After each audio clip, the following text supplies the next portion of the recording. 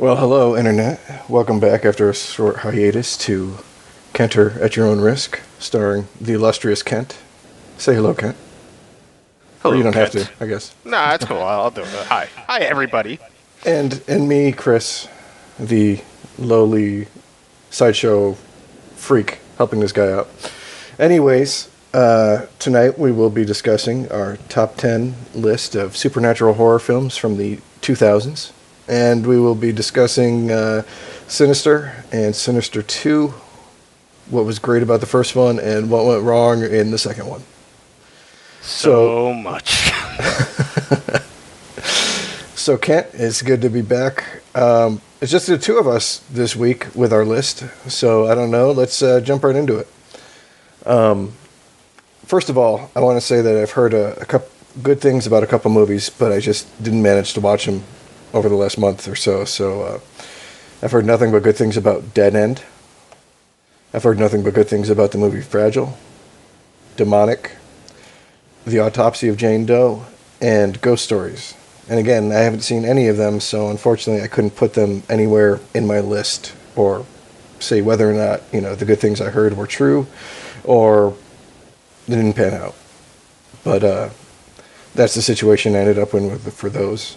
What's Fragile supposed to be about? I don't think I've ever even heard of it. It sounded a lot like a mix between The Others and what was the one that Guillermo del Toro did? The Orphanage. Yeah, The Orphanage. Okay. So kind of like a mix between that. It was like it took place in a. It sounded like I think if I remember correctly, it took place in a hospital, and like it sounded supernatural. It might not end up being supernatural in the long run. Kind of like The Boy could be construed as supernatural in the first place. But again, because I haven't seen it and nobody spoiled it in the reviews I was seeing on it, I don't know for certain. Fair enough. Yeah, I don't know anything about it. And actually, you just made me remember some other movie that I think I need on my list. But go on with, I assume you're doing like an honorable mentions beforehand?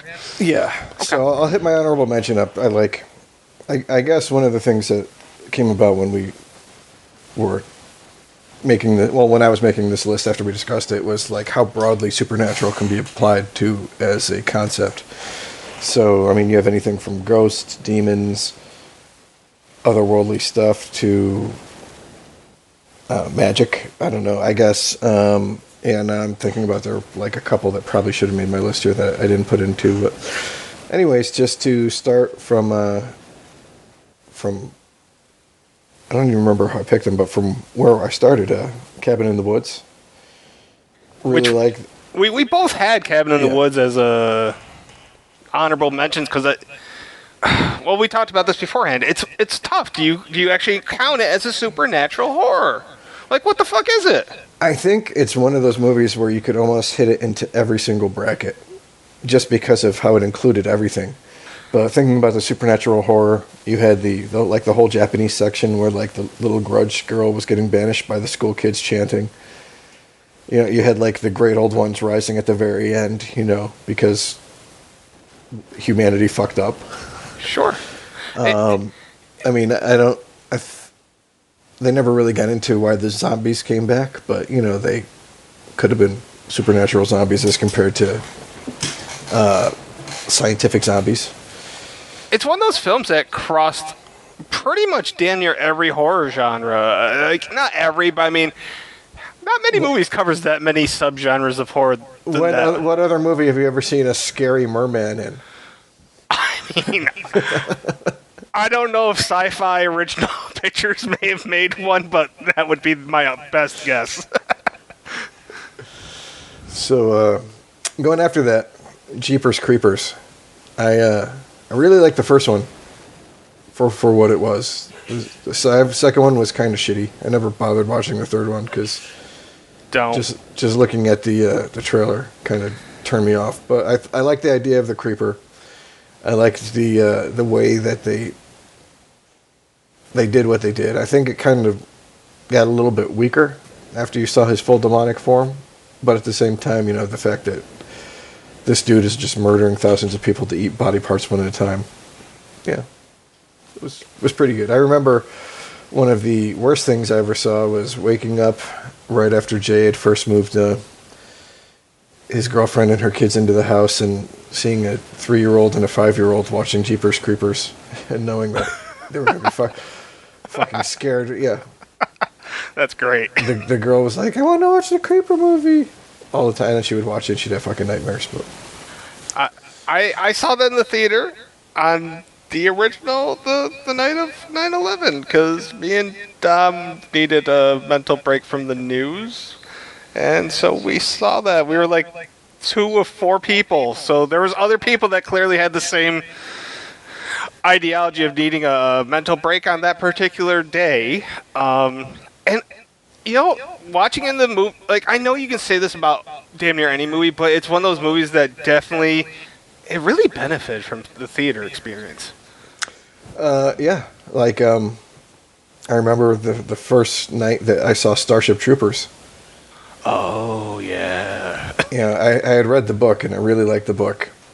And then four of us from my high school, my brother and 3 of my friends, or my brother and 2 of my friends, drove down to Crossgates to see it.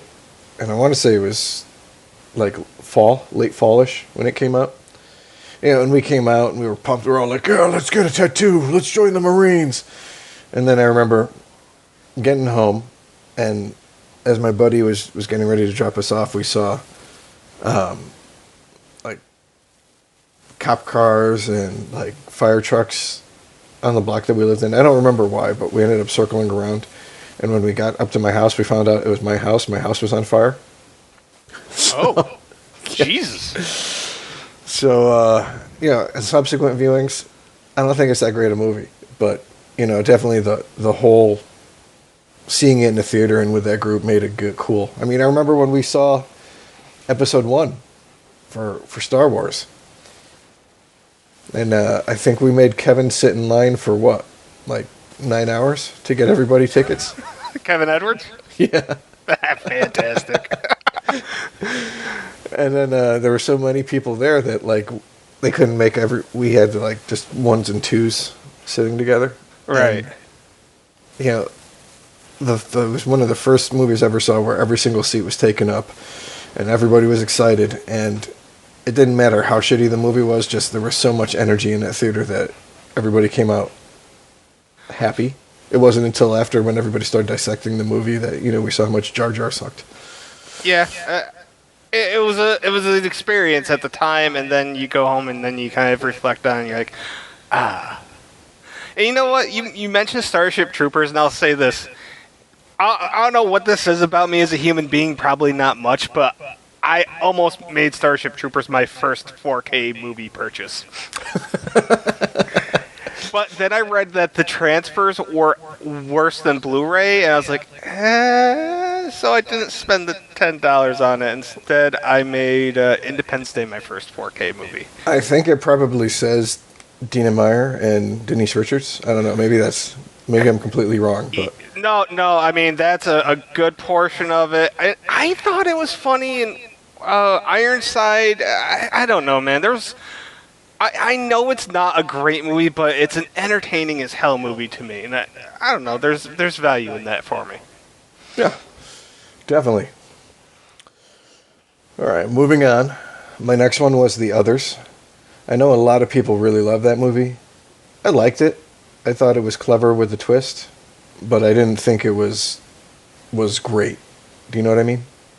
No, but that's probably because it's really high up on my list. Oh, well, okay.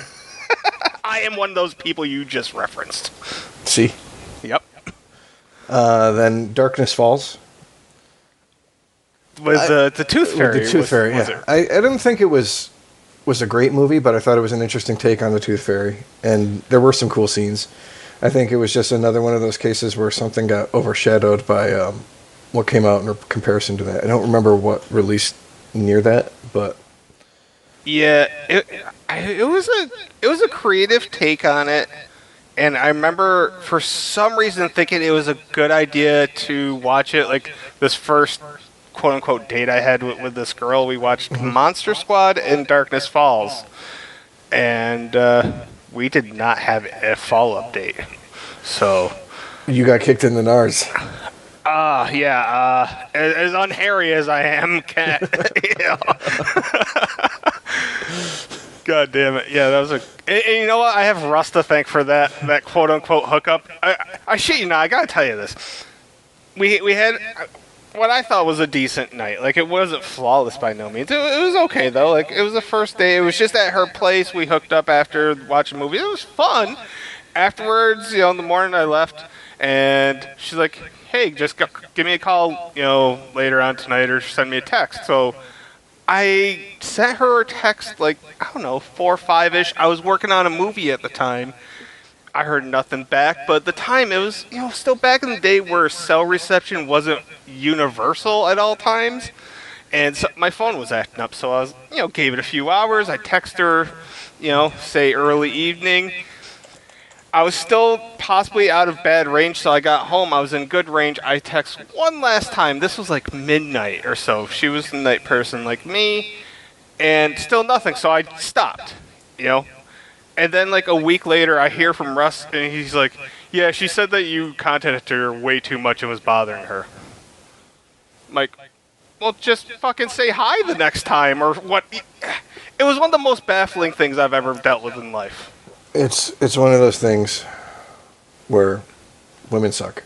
Just right back and be like, hey, it's not going to work, or anything, so then I don't look like an asshole for messaging you back because I'm not sure whether I had cell reception.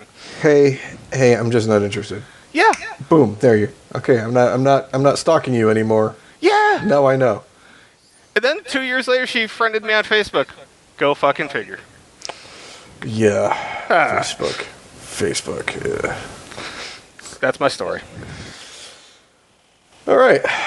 Now that we've wallowed in self-pity and sadness? I was going to say more along the lines of, like, self-embarrassment. Well, that's my whole life. Moving on.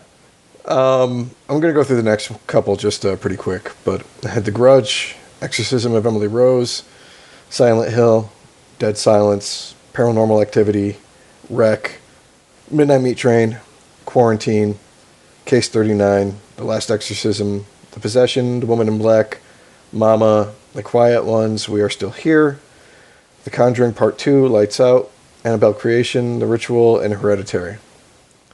Now, I know that was pretty quick, but was there anything in there that you wanted to touch on? I know maybe We Are Still Here. Yeah, We Are Still Here was really freaking, I don't know, I really, really liked that movie, and if I had to rate it, it was probably like 11 or 12 on my list. It would have definitely made my top 15, for sure. The Quiet Ones. Why? I feel like I've seen The Quiet Ones. I'm like, I just pulled it up right now. That was the one with Nicholas Hoult and shit. What the hell's the dude's name? Jason something. Anyways, it took place in Britain in, I want to say, like the 70s or the 80s, where they were doing like studies on like poltergeists. I remember now. Yeah. Okay. It wasn't bad. Yeah. I completely forgot that movie freaking existed, to be perfectly honest. There were a lot of movies that like I had forgotten that I'd seen, or I even forgot about like one of my fucking top 5. I had forgotten about completely until I saw the end. I was like, holy shit, how could I fucking forget that? Yeah. And I was going to say The Witch. I had The Witch on mine. I had forgotten to put that down. It should be on there, I think. The Witch is great. You know what? Even if the ending is exactly the same type of ending that sometimes pisses me off. But I will say this, if nothing else, the movie's worth it for the lead actor, his voice. He has an amazing voice. It felt, I completely agree with you about the ending, but it felt earned in The Witch. It wasn't like one of those ones where like, here's that fucking cheap ending that came out of nowhere. Almost like, that's probably why I didn't put Hereditary in my top 10. Because, it felt like there was a disconnect. And I understand where it came from. But with the last 5 minutes of the movie, compared to everything that came before it, Sure. Well, I mean, doesn't it basically have the same ending as something like The Last Exorcism or the fucking Rob Zombie movie that wasn't good about the witches? Lords of Salem. Yeah, like they all have basically the same fucking ending. It's really they almost always have the same type of ending. It's just the witch felt better than especially Lords of Salem, which I hated. So, but I loved The Last Exorcism. I can't remember if you had that on your list or not, but I don't know. That movie was entertaining as hell to me. Guilty Yes, pleasure. I did. I'm sorry, I did. Okay. We are still here. I want to go back to that for a second and just say I was so disappointed with the horror group. I think it was last year when this was like the movie or one of the two movies of the month, and like nobody was into it. Like, this is such a well-made, low-budget horror film. I didn't understand why nobody else was really into it, really. There seemed to be, and I don't want to put words in other people's mouths, but maybe I will. Like, people were very into very specific things, and they weren't into just horror in general. I would go so far as say people were only interested in relatively well-known horror movies rather than broadening their horizons to something that was lesser known. Which I kind of thought was the whole point of the group, was to explore things. You know, we've all seen Nightmare on Elm Street. We've all seen Alien and Friday the 13th. I kind of thought like that was the whole purpose, but... I think part of it might have been the fact that we started with one of the best-known horror movies ever. Yeah. That a lot of people hadn't seen. And then that might have set them up, I don't know, for a little too much. So, like, they were expecting, everything to be of the... Here we're talking about The Shining. Here we're going to talk about, The Exorcist, major, and all of a sudden we're talking about, well, choose between We Are Still Here and, so. Right, I understand. I don't know if it's still on Netflix, but it's out there somewhere, and if you haven't seen it, it is a really cool story in the credits. I don't normally say, like, the credits were cool, but the credits were awesome as hell, because they had that creepy music and... like shown like the past history of everything that you like. It filled you in. I would say that this was an A movie on a B budget. Yeah, I don't even know if it was a B budget. Jesus, like it really only had what two? Well, yeah, it had the house and it had the bar, and I'm not sure if it had any other settings really. The car. The car. Okay, yeah. Like or cars. They just accomplished a lot, and Larry Fessenden was in it, and he is a personal fucking hero of mine. I mean, there were like certain effects looked great, and then certain effects did not look that great, which is what I was getting at with the B budget. Yeah, absolutely. It was a good story, good, well acted, and you could see the flaws and lack of budget, no doubt. It was one of the ones I liked where, and I don't always like it, but sometimes leaving things up to your judgment in regards to how the story goes. That's one of the things I liked about the ending. Yeah, I'm with you.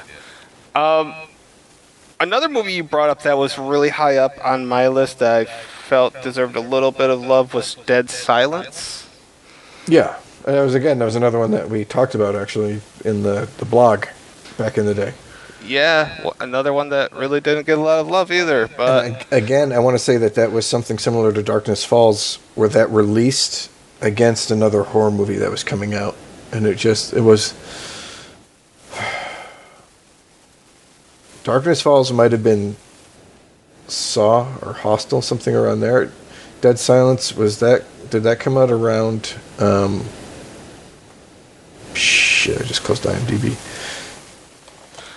Why even close IMDb during this podcast? I have it open at all times at this point moving forward. It was 2007 when it came out. Yeah. So, It actually could have been Hostel. Because I'll offer this thought is that I felt that enough people didn't like it because the biggest part of the movie trailer was from the makers of Saw. Saw. And then you got a supernatural horror movie. Right. It was so not like Saw. It was really good. It just wasn't anything like Saw. So if you went in with any expectations of Saw, you were very let down, most likely. Yeah, definitely. I mean, it's they've gotten better in regards to doing that with horror, but they still relied on a lot. Like even now, the stuff that's coming out from the makers of The Conjuring, especially. The Conjuring, yeah, from the makers of blah blah blah, yeah. And Eli Roth's name used to be hoarded around all the time after Hostel made it. And now it's Blumhouse. Yeah, Blumhouse has practically a monopoly on the horror industry at the moment. It feels like they're the big name, but either way, like Dead Silence was really good. It also had a quick little cameo from the Jigsaw puppet Billy, which obviously excited me. It was a movie, though, I admit, I didn't really care for the first time, but there was enough that brought me back, and the second time, I really liked it way more than the first time. I think I tempered expectations, right? The beginning was fucking really good. They did a really good job with the, I don't know, maybe top 10, but definitely up there for, especially for, this genre. Yeah. I mean, I don't think I could put it up there with Scream, but, Scream had... just a terrific fucking kickoff to the game, to the movie. Yeah. Once again, I know you read it off your list. I didn't include Paranormal Activity for obvious reasons. I hated my experience going and seeing that movie, and I think it's the most overrated horror movie of the 2000s. But I own every single movie on digital now, and I actually like some of the sequels. Looking back, was the original the best for you? I haven't seen the fourth one. I only saw parts of the third one. But, I mean, I think the worst thing to come out of Paranormal Activity is it kicked off, like 4 or 5 years of goddamn fucking found footage movies? Well, I mean, found footage, it became more popularized in the mainstream. Like, found footage movies was really becoming a big thing in the earlier 2000s, just on a low budget shit you'd find on Netflix and be like, I don't know if I want to see this. And then it became like you would go to the movie theater and see shit. I can't remember. There was the one Charlie was the name of the bad guy. It was found footage. It was terrible. The Gallows, I think. Oh yeah. Yep. Fuck that movie. I just want to say that. Like I remember, I don't remember exactly when the first one came out. I remember the second one was out when I went on my honeymoon, and that was one of the movies my wife and I saw. And it wasn't too bad, but it was just, it was just more of the same. Actually, it came out 2007, same year as Dead Silence. That might have been, you know what? That might have been the one that eclipsed it. Yeah, at least in regards to like publicity and stuff. Well, shit. The hype train was so much that it convinced me and Ron to stop our Phantasm marathon on a whim to go see it, and we regretted every decision made thereafter because Phantasm's awesome. You know what? There's what other movie? It's about a tall old guy throwing his balls in a teenager's face. And then saying, boy. Angus Scrimm. God, I've not that I'm ever going to fully tattoo up my body, but probably like getting a tattoo of Angus Scrimm is probably like someplace between number 8 and 10 on my list. So never going to happen, but at least on my mind. Yeah, Don Coscarelli was definitely an interesting filmmaker. Absolutely. Creative. Another movie you mentioned, I feel like you said The Possession. Is that the one with Negan, Jeffrey Dean Morgan? Yeah. I saw it in the theater. It wasn't bad. No, it was. there were parts of it that were good, parts of it that were okay. Yeah, like I remember, like the scene where he looks down her throat and he sees the fucking hand.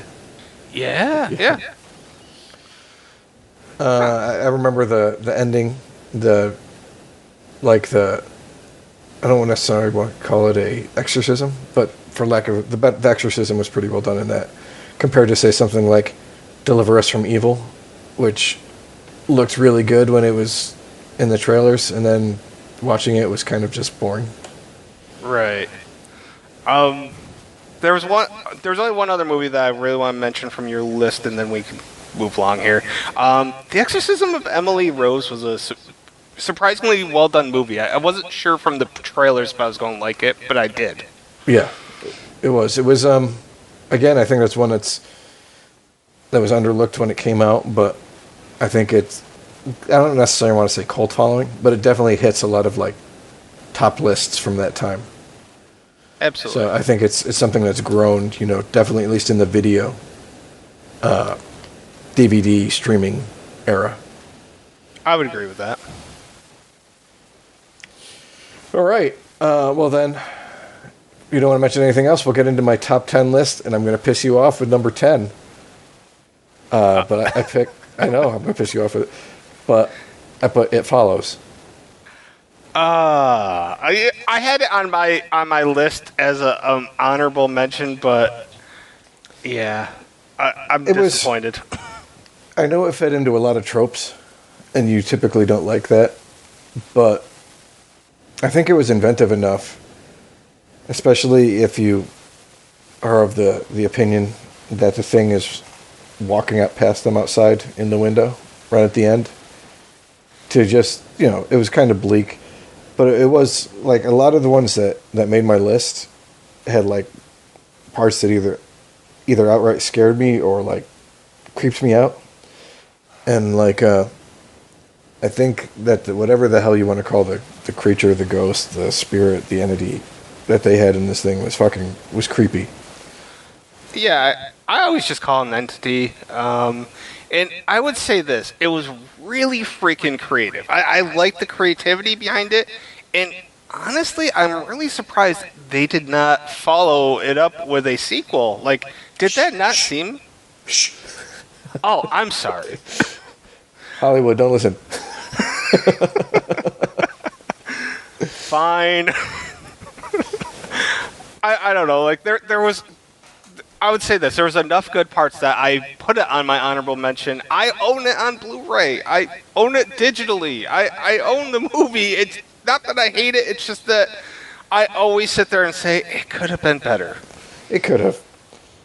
But, like, one of the parts I really liked was the scene on the beach where you see it show up behind her and then you see nothing and it's fucking lifting her up in the air by her hair. Oh, yeah.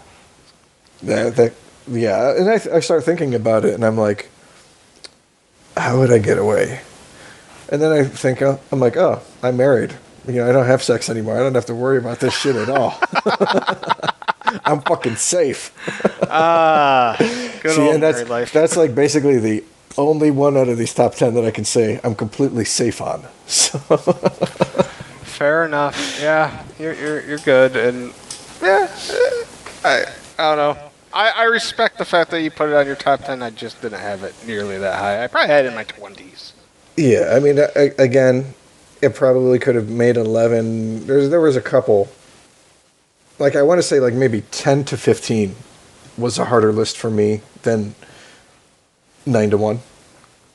I would say my top 5 were so much easier than my 6 through 15. I really scrambled a little bit on that. All right, so jumping up to number 9 for me was The Pact. Oh shit, I forgot about The Pact.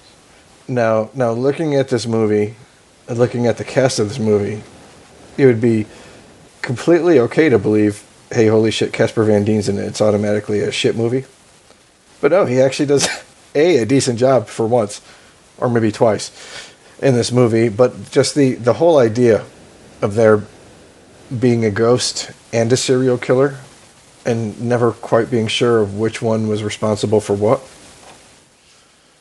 was was really well done. I mean, I think it's something that I think Peter Straub did in a book way before this was made into a movie. So I don't know if that ever factored into the guy's ideas when he was making this. But the guy who played the serial killer, he's pretty fucking creepy looking. I mean, he did a real good job of like how he moved for being stuck in the basement, subcompact, whatever. Was that the guy Judas and Charles Barlow, right? I know he did the Demogorgon in Stranger Things season 1. Oh, okay. Well, I'm looking him up now. I think it's probably it's this guy. It's Mark Steger. Yeah. Oh, he was also an infected in I Am Legend and was also a part of the crew on American Horror Story.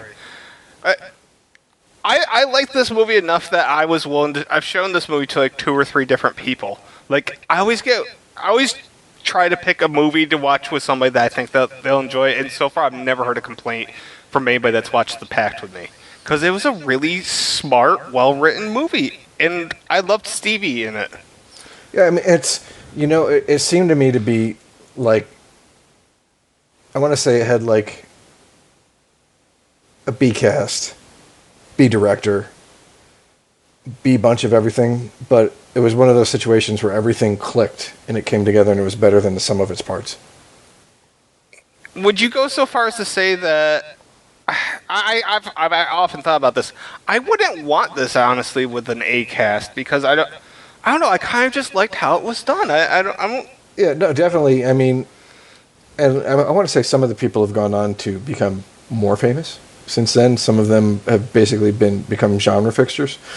But yeah, I mean, a lot of horror is definitely one of those genres where you don't need to have A-list people as long as you have people who commit and who are decent actors and actresses. I would agree with that. Did you like the sequel? I have not seen the sequel, but I did not hear anywhere near as much good things about it as I did. So I don't know. Have you seen it? Yeah, because it was at the very least on Netflix when I caught it, and obviously it's not as good. It's almost it's a very similar. It's a sequel that stays very similar to the original. I feel like Stevie had a bigger role, but it wasn't as good of a role as the original. Like it was the original, and you deduct 25%, and you have the pack too.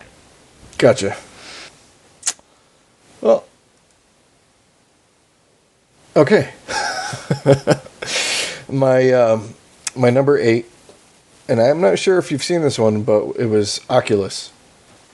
Son of a bitch. You know what's my number 8 is? Oculus. Was it really? Yeah. Again, this was one of the ones. I don't want to say it came out of nowhere, but I remember when it was being advertised, it looked like a ton of other things that had been out right around the same time. But this was just really well filmed, really well acted. Like everybody who was in it, I liked. The director's done some great shit since then. Yeah, he's really he's done a lot of things I've liked actually. He was the editor for Hush. He did and Gerald's Game. He did Before I Wake. He edited the sequel to Ouija, which was actually pretty good. Gerald's Game. He did one of The Haunting of Hill House, and he's doing Dr. Sleep. So I'm super excited for that. I hope it turns out as well as as the book did, because that was a great book. Which, incidentally, if you didn't know, is the sequel to The Shining. I still know nothing about Dr. Sleep, and I'm probably not going to read the book. I'll probably just end up watching the movie like a fucking plebeian, but I'm hoping that it turns out good. The book ended up coming out really well. I was surprised, especially, this is like Stephen King going back to one of his most famous books, 40 years later. It was really good. So, like, Danny Torrance was a good character in The Shining, it felt like a real evolution for him compared to, like, he didn't grow up all fucking fluffy and happy and happy-go-lucky. Right, yeah. You know what? I'll tell you what held me off on this movie for probably 3 years. WWE was heavily involved in promoting this and producing it. And by and large, WWE production movies are complete shit. And I'm a huge WWE fan. So I avoided this because I knew the WWE thing. And as you mentioned, the trailer kind of just made it look like another one of these type of movies that didn't look like it was going to be anything. So I held off. And when I saw it, I told people that it was great. And they're like, no, it couldn't have been great. I'm like, just give it a fucking chance. And I think maybe 3 or 4 people gave it a chance, but everybody that gave it a chance walked away, I think, in a similar vein as saying they were impressed by what it was. I mean, I'd never seen Brendan Thwaites before, but I've liked most of the stuff that he's been in since then. I had never seen Karen Gillan before, but since then I've seen, like, her whole run on the Doctor Who show, and okay, I can understand why, like, everybody was so big into her. The dad, I don't remember exactly who the dad was, but I know I've seen him in other stuff, and he was good. And I was like, that was a really good part for Katie Sackhoff. I was like, I didn't really like her in Battlestar Galactica, but everything she's done since then has made me appreciate her more. Yeah, so. I know I've seen her in some other stuff. I've seen her in a couple things at the very least, and yeah, I like her. It was a likable cast. It was a movie that flew under the radar, even though it got a theatrical release. I don't know. Did it bomb in the theater? Do you know? Or I think it did okay. Didn't do great, but it was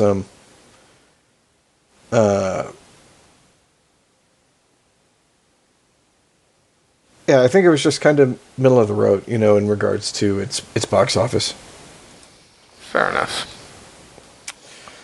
Well, to segue into my next one, riding on the Dr. Sleep coattails, I have It Part 1.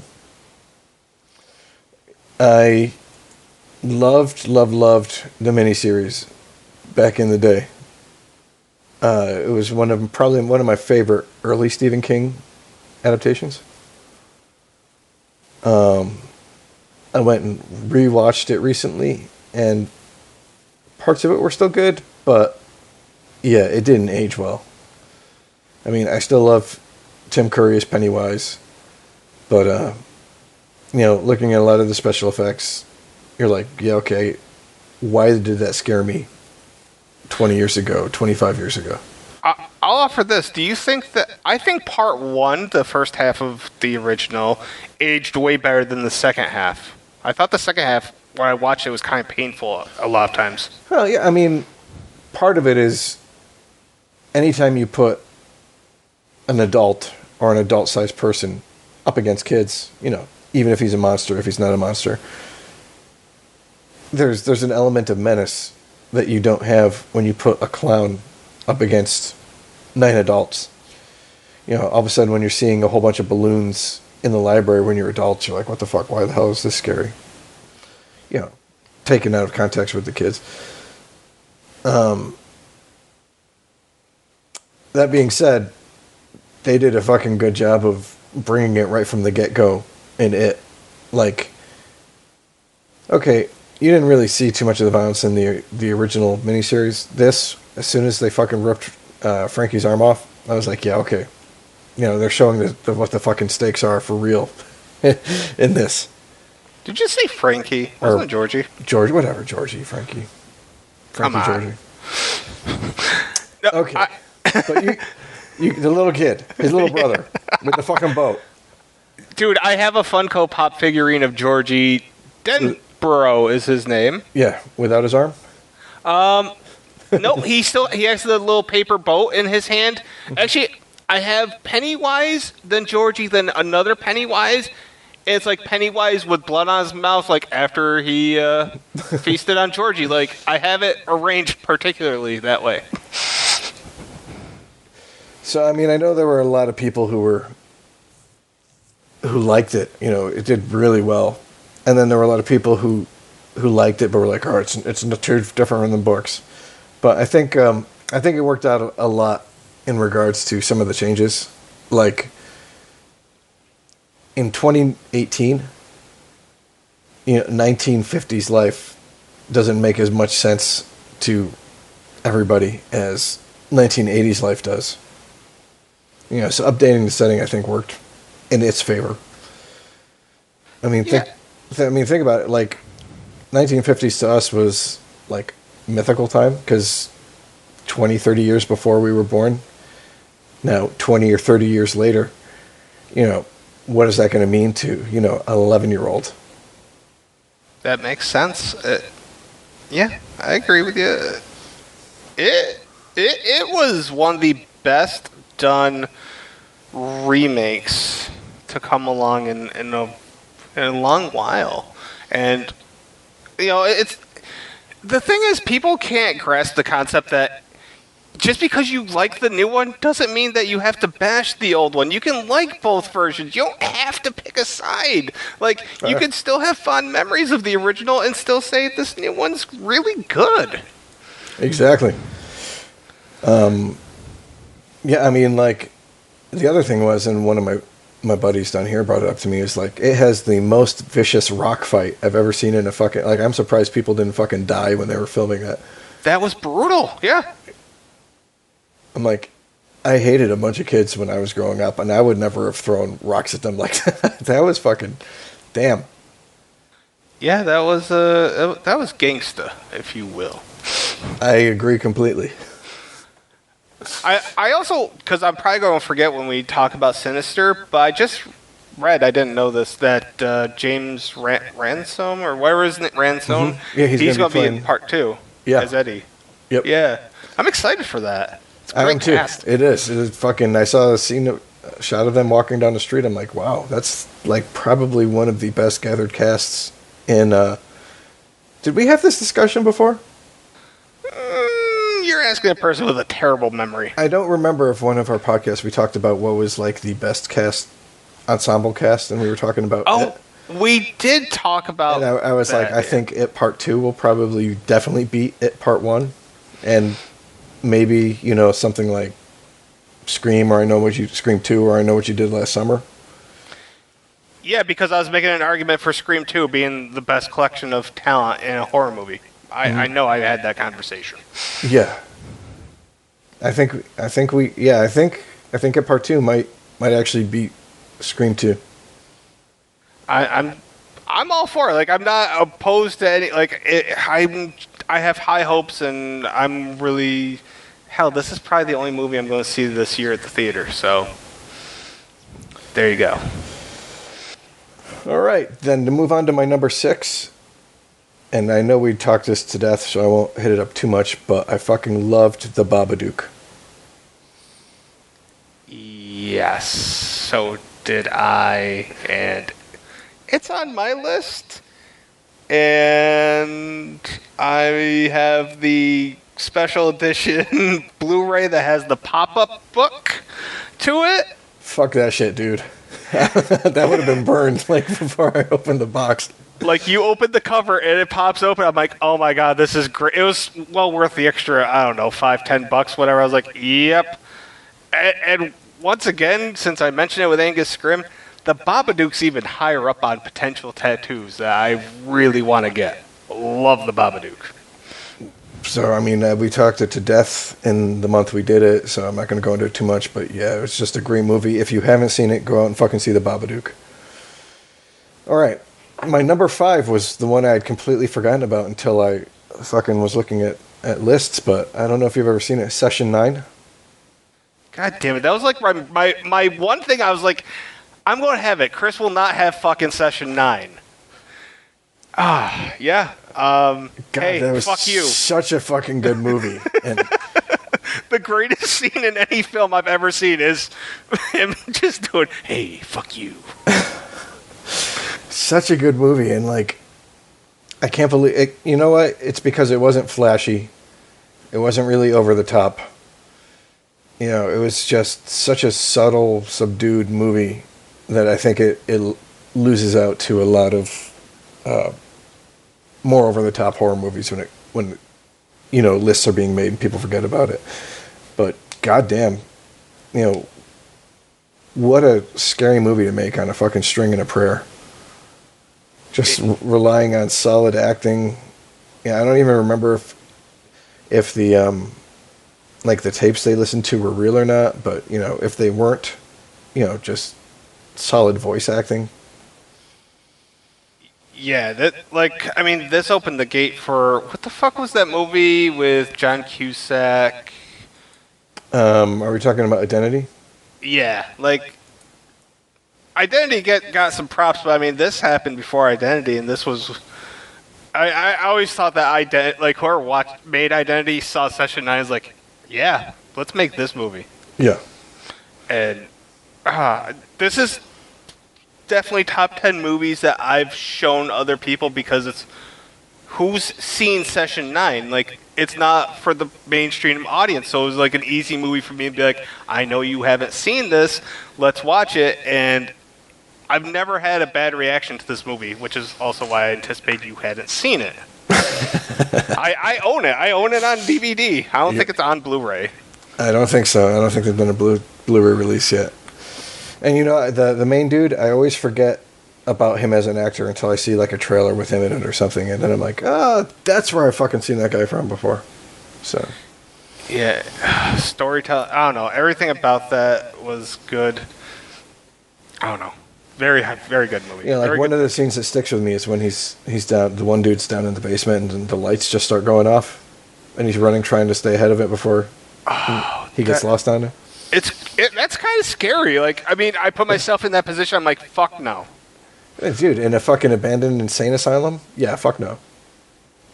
I also think of when the guy his eyes are out, or he has the gold coins over his eyes. I can't remember. Mm-hmm. It's just a creepy visual. I don't know. Still, it's the tapes. The tapes, without the tapes, that movie isn't nearly as good. The tapes put it over the top for me. Definitely. Tapes are what sell it. All right. Well, moving on to my number 4. This movie scared me more than any movie I have seen in fucking probably about 20 years. I had nightmares. I couldn't sleep. I stayed up all night when I was in the army after watching this shit.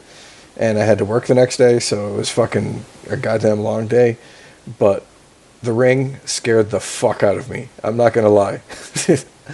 I went through multiple years of being deployed in a war zone, and The Ring scared me more than almost any fucking goddamn day I had in Iraq. That fucking little girl. You know what? 90% of the movie, I was like, what's this movie? Why is everybody saying this is so good? Why is everybody fucking... And then she crawled out of the fucking TV, and I didn't sleep for another 27 hours. So, all right. So, I know we've talked about this a little bit. I think we talked about this, and this kind of led to this list. Actually, I think last podcast. That was right after we talked about the last podcast. Yeah. This is in my top 5, if not top 3, all-time favorite horror movies. You take away Samara and all that shit. The imagery, I love the imagery used in the video. To me, that was creepy as hell. And then there was the one moment that I always feel is the most underrated moment in that movie. Like, the mom sitting there with her kid, she's like, well, we did this, and the kid's just like, oh, you shouldn't have done that. It was like that aha moment.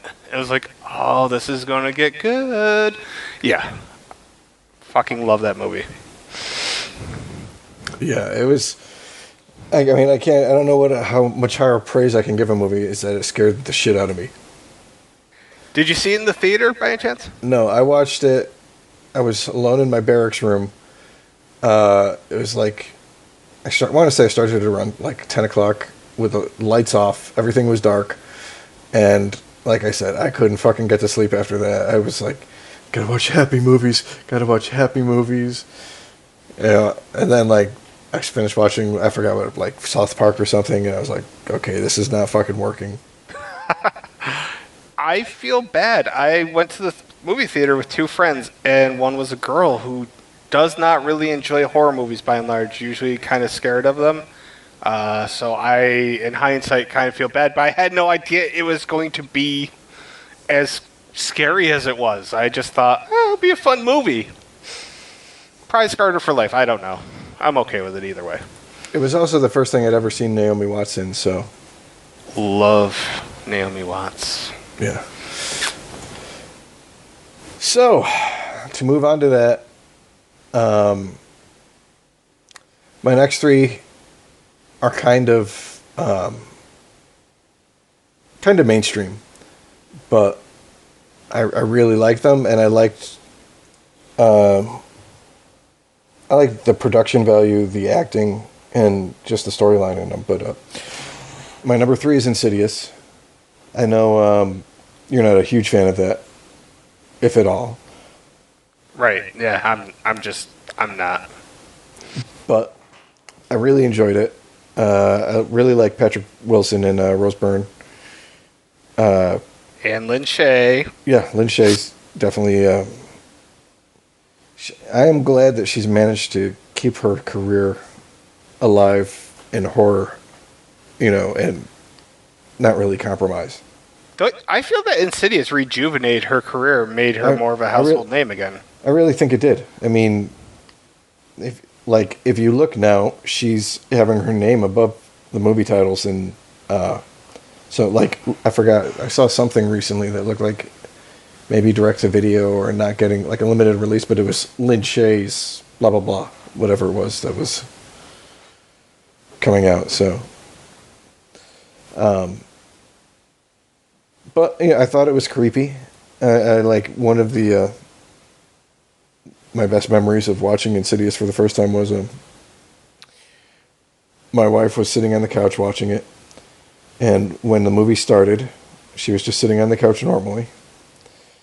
I want to say like 20 minutes in, she had a blanket in her lap, and as the movie kept going, that blanket kept going further and further up until at the end of the movie, when he goes into the further to rescue his son, she had the blanket clutching her hands up over her nose, so like the only thing you could see were her glasses on up. Fantastic. Yeah, the further ones that I've gone into, I don't think were as good, or at least as scary. I like the story that they've created for this universe, but I think the first one was definitely the scariest in regards to, what the hell was going on between the demon thing, the creepy dude who was the first one to attack her, and the woman in black, going after what's his nuts at the end. Right.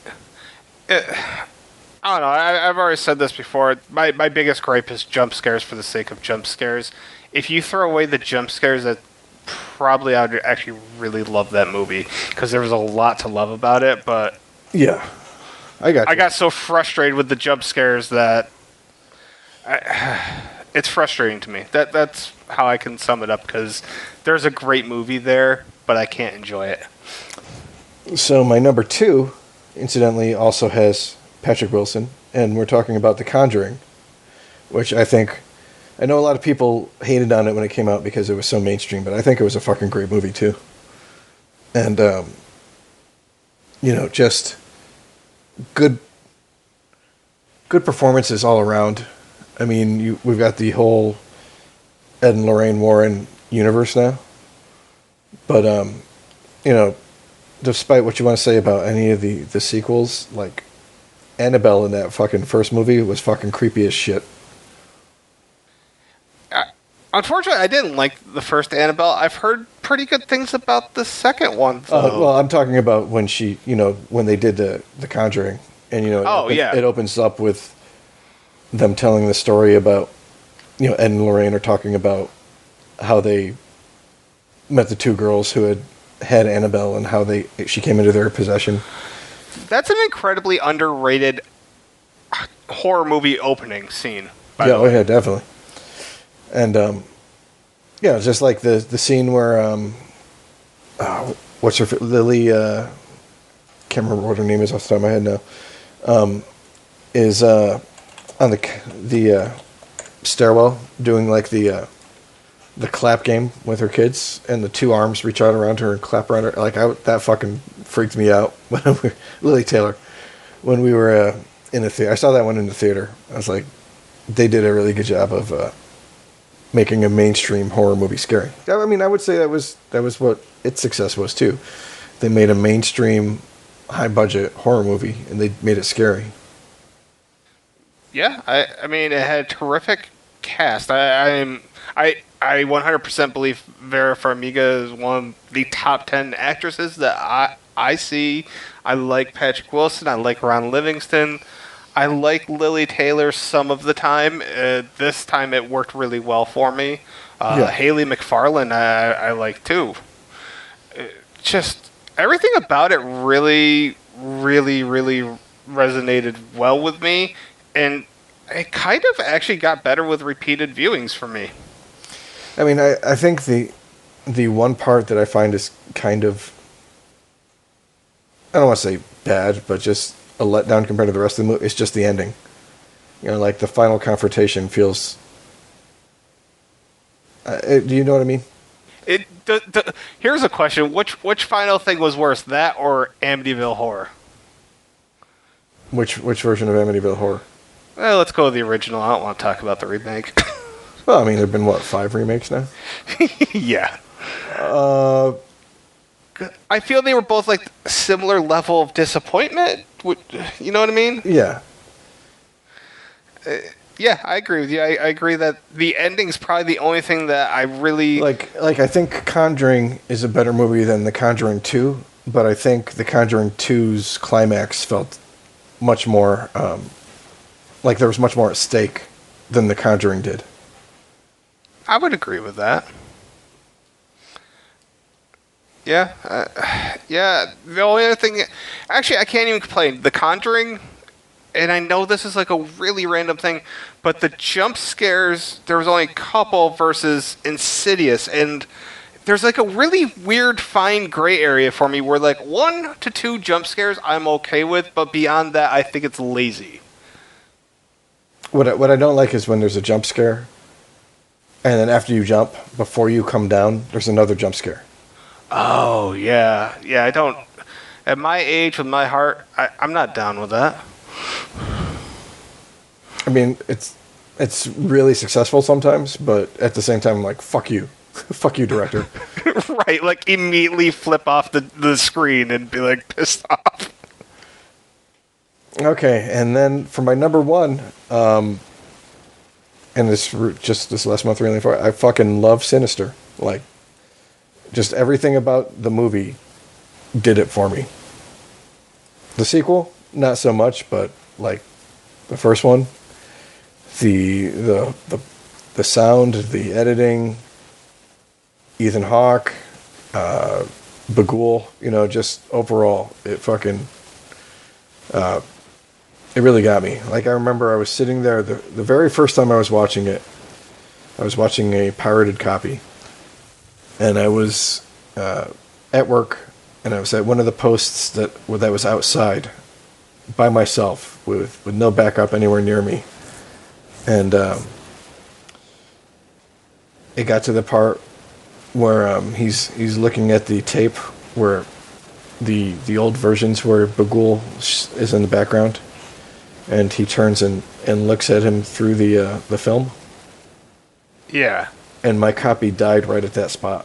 Oh. And it's like 2:00 in the morning. I'm out there by myself, like, with my back to, like, everything. And so all of a sudden I start fucking looking around over my shoulder. I'm like, what the fuck? Yeah, that would have creeped me the fuck out. Yeah, so it was like, I mean, part of it was the experience, but I think it was really well written. And unfortunately, it's an example of why you don't always necessarily need to do a sequel. I agree. Hell, here I admit, because I just watched both of them today. Like, I woke up, got over my migraine. I started watching Sinister 1 last night, but I finished it today. And my dumbass forgot that final freaking scene with the jump scare, and it got me. And some swear words definitely came out of my mouth. I was like, God damn it! Like it's just. But I immediately like laughed at it too because I was like, how'd I forget about that? But you know, I tend to forget how good Ethan Hawke is until I watch a fucking movie that he's in, and I'm like, God damn, this guy's a fucking great actor, and he doesn't get anywhere near enough props. Yeah, that was pretty much exactly what I would say. It's weird because now that I've seen him do enough horror, I want to see him do more.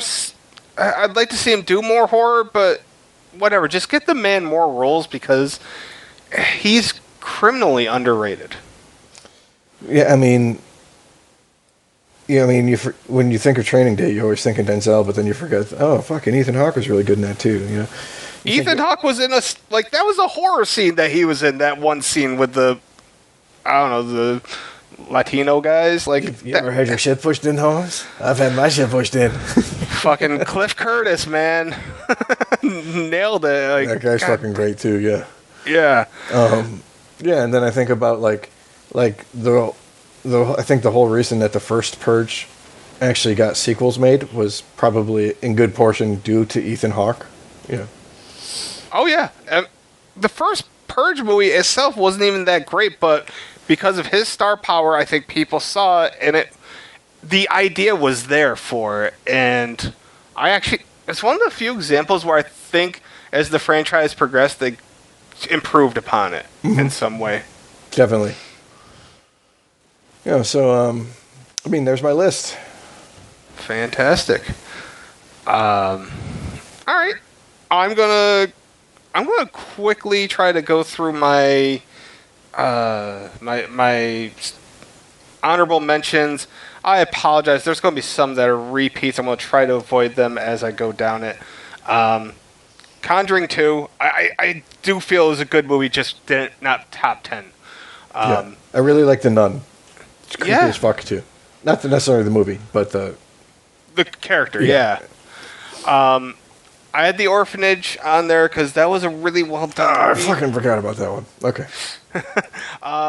I wasn't sure if Drag Me to Hell counted, but I liked the movie. I just wasn't sure if I could count it, so I Yes. keeping. The first Haunting in Connecticut, Part 2, Can Eat a Fat Dick. Let's see, The Witch, It Follows. Lake Mungo. I wasn't a huge fan of it, but I highly recommend it to people because there's definitely a fan base for it. I don't know. I think I saw it like on Shudder or something like that. But Yeah, I've if you never can seen find it. it's okay. Like I said, it's a very divisive movie. I would say. The House of the Devil. I wasn't sure if that counted. If it did, it probably would have been in my top 10, but I was iffy. Last Shift. Decent movie, terrible ending. Actually, really good movie, terrible ending. I'll go that far. I noticed on a lot of lists, The Devil's Backbone. I've never seen it, but it's on a lot of lists. Which one is that? The Devil's Backbone? Was it Guillermo? Oh, yeah, that was the Guillermo one. Yeah. It's something that's always just kind of been on my list, but I never got around to it, so there is that. Let's see, I had Final Destination, and once again, that's an iffy one, whether it counted, so I didn't include it. Guilty pleasure here, but the movie Devil.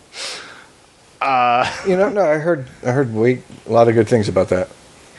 I liked it. Like, I get it wasn't great, but it definitely it entertains me every time I see it, and I've seen it probably 6 times or so. A movie in the same vein as Session 9, but more found footage, a film called Grave Encounters. I highly, highly recommend that movie so much. If you're not a fan of found footage, it's one of the best found footage movies I've ever seen. Low budget, but it's in a mental asylum and all that shit, so there's that. The movie Clown, which the main guy's name is Kent. So wait, did you say Clown? Clown, yeah. Oh yeah, that wasn't bad at all. That was it's definitely again another one of the ones where like being a kid does not make you safe. Right. Yeah. Exactly. I think I think it could have been better. I think that was one of the reasons why it was delayed from when it was supposed to come out in 2014 until it actually got released in 2016. Makes sense. It definitely had more potential than what it showed. Yeah, but, there were a lot of creepiness that it probably could have skipped a little more of the family dynamic and got more into the horror section, but yeah, I get a lot of what they were going with. Yeah. This is a very unpopular choice, but the movie Unfriended, I found that to be a really guilty pleasure movie. I don't care. If people don't like it, that's fine. It's not for everybody. I get it, but for me, it pleased me. So, all right, I have two more on my honorables here. One called Nails. Have you ever seen it, by any chance? No, like Males? And, fingernails? Oh. It stars Shauna McDonald from The Descent. I've seen posters for it, but I've never actually seen it. I didn't think it was going to be that good, but I watched it last year in October, and I walked away pleasantly surprised. It wasn't bad. I don't even like Shauna McDonald, but I liked this movie. I don't know. It was just creepy enough to keep my attention. The story to it at times was predictable, but you can say that about 95% of horror. It was just the tone of it was creepy. The entity was creepy. The storyline was good about it. So, I don't know. I highly recommend it if, on a night where you're just like, I want something that, I can just enjoy briefly. Go for it. And my last movie is another guilty pleasure.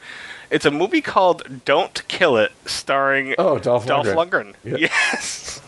Have you seen that? I have. Yeah, there's a Kickstarter actually to make that. It was, again, it wasn't a bad movie. It's the type of B movie that could definitely have benefited from having a larger budget, but it was a good time. Yeah, it was funny. I don't even know. You probably don't even classify it as horror, but there's a lot going on to it, and Christina Kleb's in it. She's good. I don't know. Highly recommend for a good laugh. With that being said, a lot of my top 10 has been discussed earlier, but that doesn't mean the entirety of it has. So at number 10, I had Silent Hill. Yeah, it was a pretty good movie. Pyramid Head alone was creepy, and I will never get the scene where they're getting burned alive. Like, that, I don't know. That whole thing, I'm just like, God damn it. There's, you watch a horror movie, you're like, I don't ever want that to happen. I always think of that burning scene as like one of the, how she got burned and lowered. Lori, I can't remember Lori's last name, but Lori Holden, I think her name is. Yeah. She did a really good job. I don't know. There was a lot that I truly liked about that movie. I don't know. I saw it in the theater. I did not care much for the sequel, but no, even Kit Harington didn't really care much for the sequel. Wasn't Sean Bean in that? He was. He was in both. Okay, yeah, you're right. Yeah, I don't know. I don't know. I really liked it, and I thought visually too. I liked how they made the town. I don't know. There's a lot of things. That's one I think people forget about when they talk about video game movies never being any good. See, I I've never played much of a Silent Hill video game, so I didn't have anything to compare it to.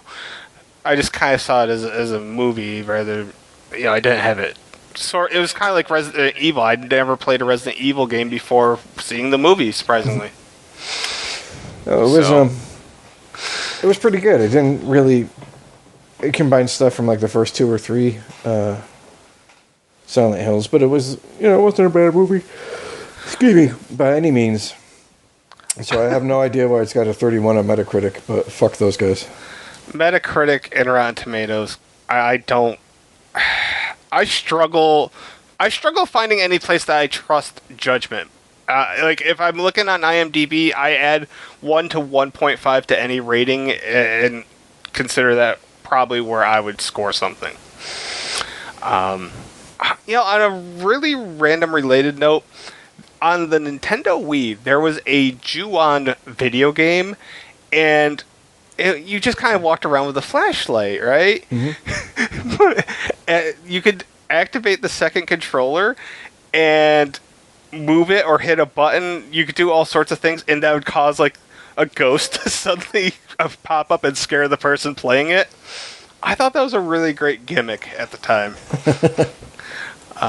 Lots of fun because especially when the person doesn't know that you have the ability, so you're just kind of fucking around like you have the controller to your side. Yeah, good stuff. Number 9. I was surprised you didn't mention this, but maybe you're just not a fan. Mirrors with Kiefer. Oh, you know what? I've never seen it. Well, I just bought it digitally 2 weeks ago, I think. It was on sale for $5 for both 1 and 2. I basically paid $5 for part 1. Since you haven't seen it, hell, I can't even remember much of the story other than, like, your reflection in the mirror does some crazy shit. And it's a cool concept. It's a visually cool concept. There's enough there to like. Definitely something to consider watching down the line. Gotcha. Number 8, I had Oculus, as I said. Number 7, Session 9. Number 6, Sinister. And I'll just say, aside from number 5, we've talked about Babadook, Conjuring. Oh, wait, we didn't talk about my number 2. And The Ring.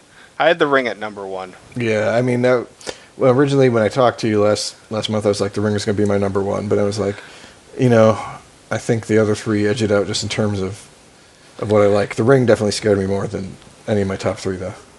I'll say this. My top 5 all started with the word the, which I'm like looking at this. I'm like, that's pretty funny.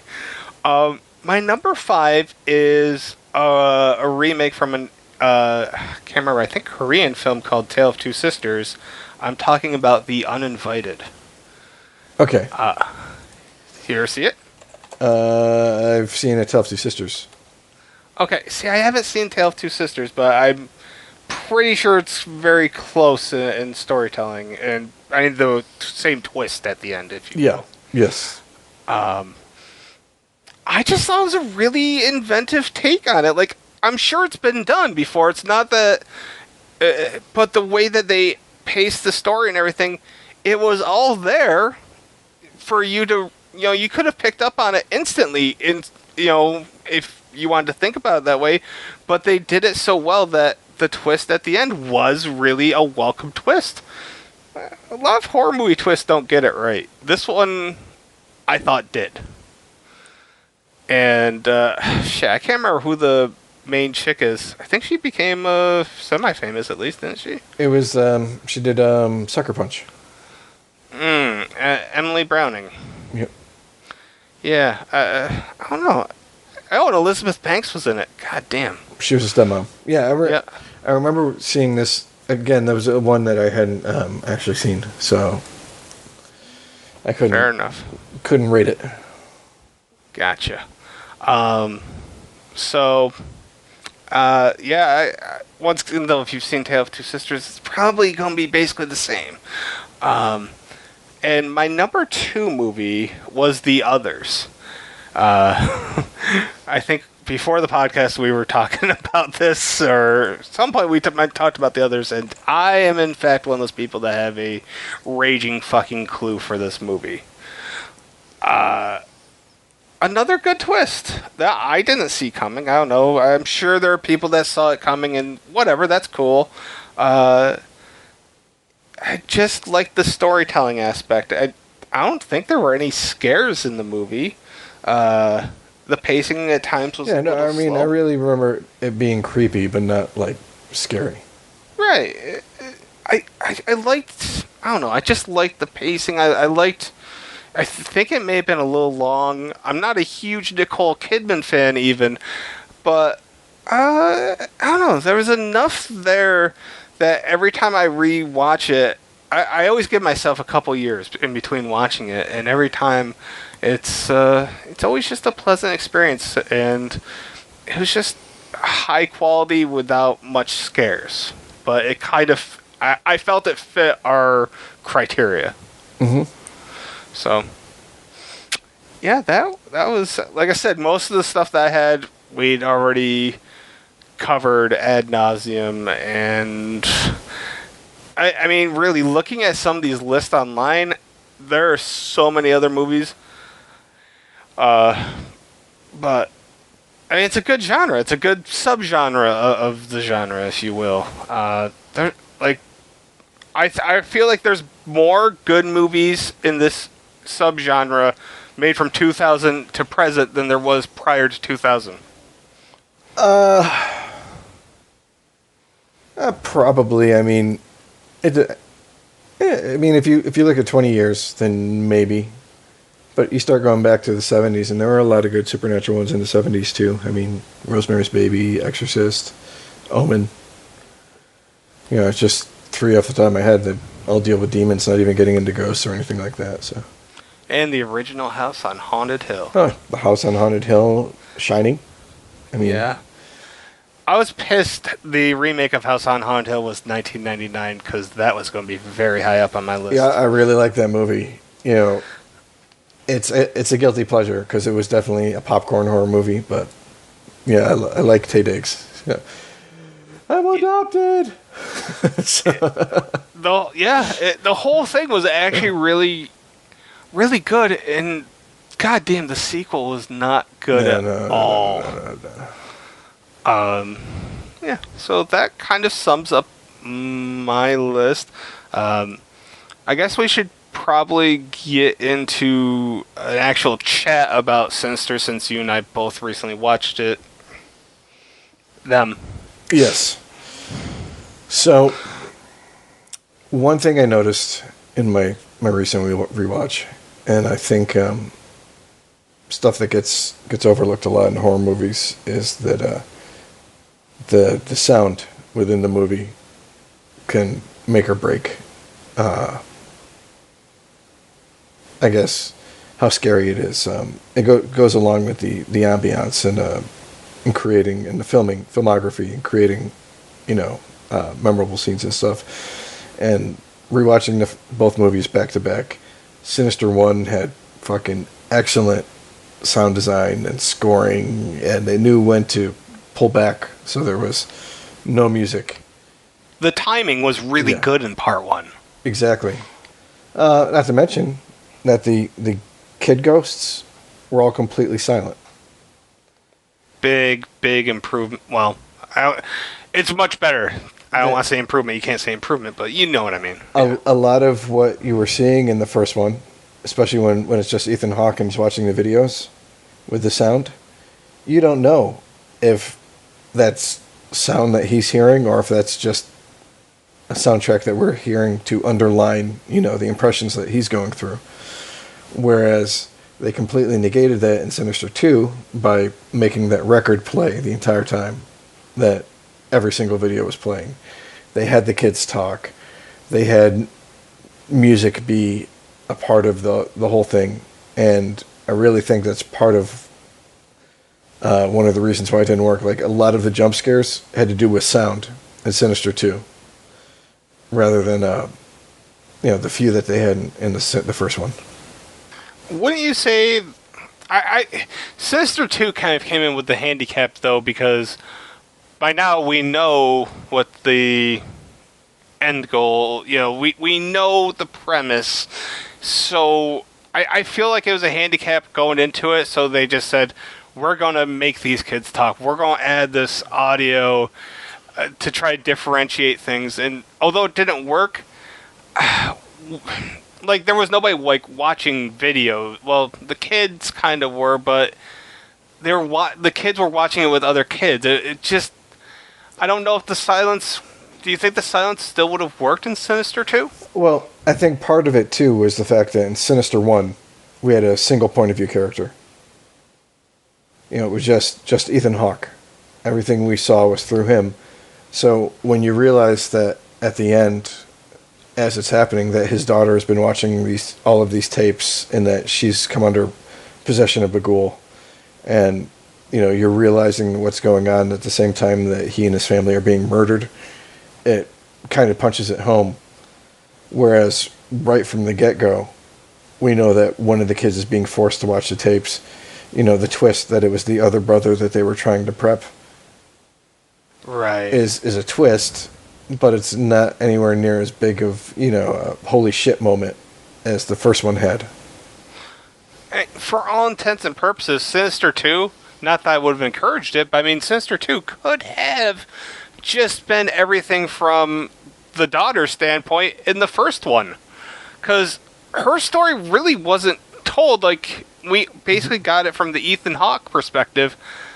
They kind of did that in Sinister 2, only they used a different character, but I'm just saying, they could have actually done a movie from her perspective. Yeah. I mean, I don't know if everybody would have been happy to come back and see just a retread of the exact same movie. Probably not. But, I mean, I think part of it was they rushed it too much. They had a hit, relatively speaking, for a horror movie, and they wanted to capitalize on it instead of letting the creator soak, see if it was even a good idea to make a story in the first place, and come back to it.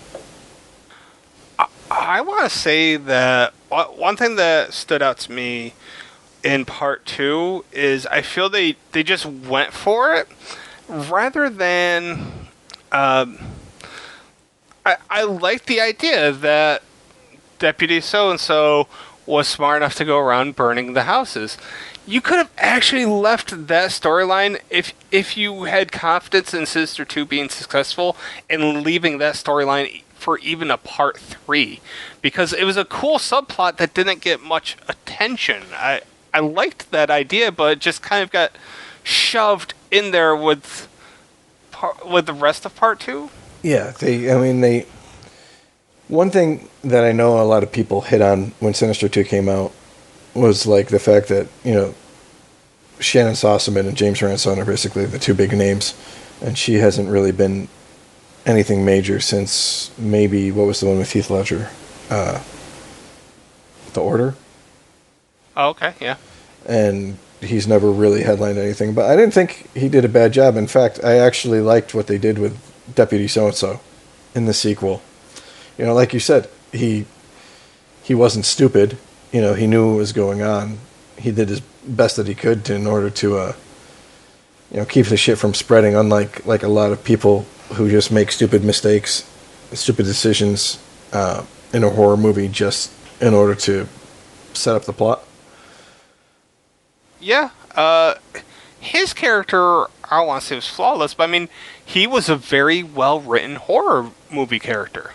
Yeah. That you could get behind completely, and the only time that there was the big mistake was going upstairs towards the end, but I mean, come on, we all knew it was going to come one way or the other, so they got it out of the way.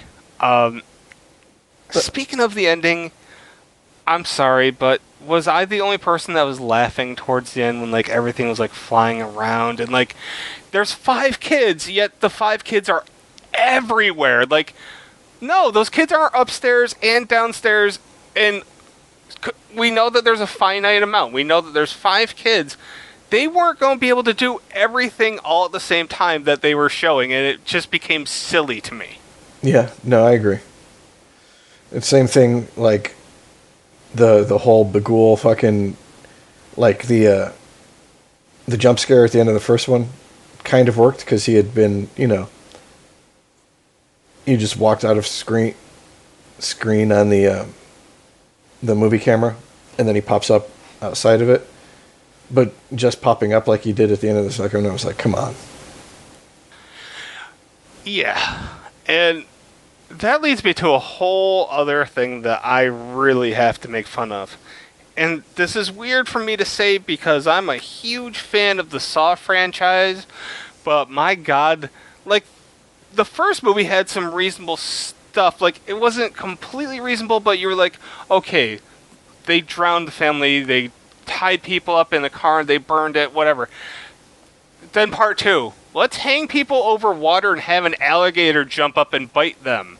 Like, they just went from, like, 0 to 90 in a second. Like, that was such a weird jump to me. Like, the deaths didn't make sense. Not only that, but the first one, there was an escalation. Yes! You saw the family hang, which is horrible. You saw the family burn. Then the next one, they get their throats cut.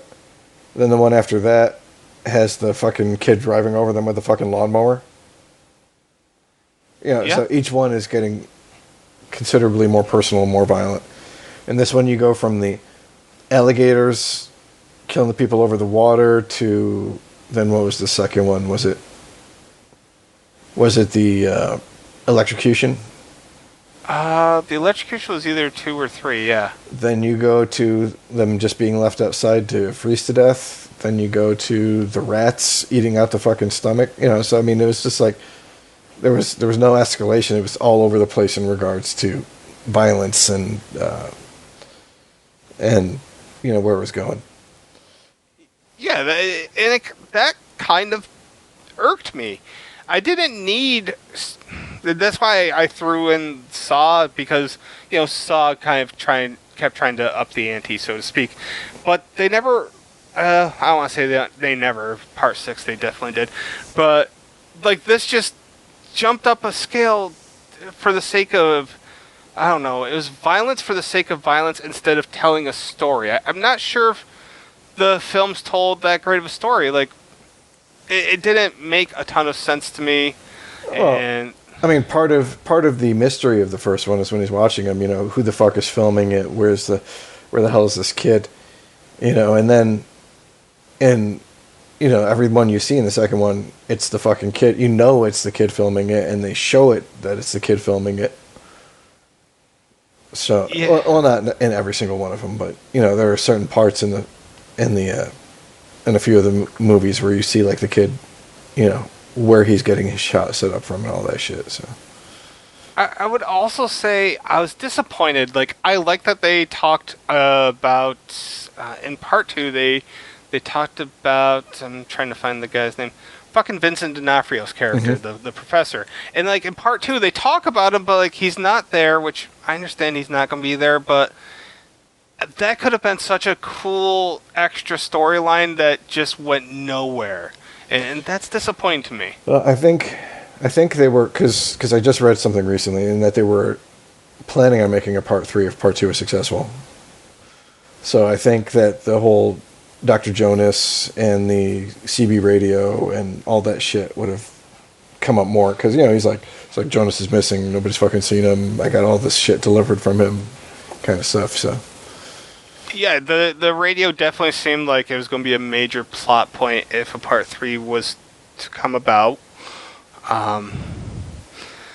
Also, could they have made the father any more over the top? Like, I get it, like, you made him so over the top that people were openly, like, really thrilled when he got burned alive.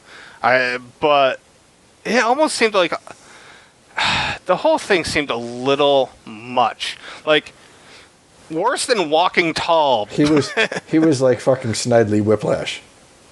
Yeah. Like, I was waiting for him to twirl his mustache before I went in to rape her. I was like, yeah. He could have tied her down to the train tracks. I don't know. Like, they just went a little. WWE has not really made a heel that bad since Sergeant Slaughter. Like No, he was definitely over the top. It would have been much more effective, I think, in movie terms, if he had been an asshole but slightly sympathetic. Like I want to say like the kind of character that David Strathairn plays a lot, where like he's not necessarily, or like Jack Torrance. There was some good in him, and then he fucking falls. So, you can see the fall, or so you feel slightly sympathetic for the fact that this guy is getting burned alive, and yeah, right in front honestly, of his family. I mean, that's going to fucking scar his son for the rest of his life. Besides the fact that his other son's the one, trying to kill everybody. Like, they could have made it where, like, he cheated on his wife, so they had a falling out, and she just took the kids. And you could have understood the gravity of that situation between husband and wife, but he wasn't a complete dick to the kids, and it still would have worked. But instead, he hired spies, he gets the state troopers involved, and then, like, that whole subplot was really bad to me. Just terrible, really. I mean, I think a lot of it was just in an attempt in order to make James Ransone's character more important to her. Otherwise, he's just a fucking dude visiting. Why the hell am I fucking even, Yeah, they had to give a reason. I get it. I just wish they would went a slightly less over the top. Yeah, they could have made a much more believable version of him as a villain for the movie, and it would have been fine.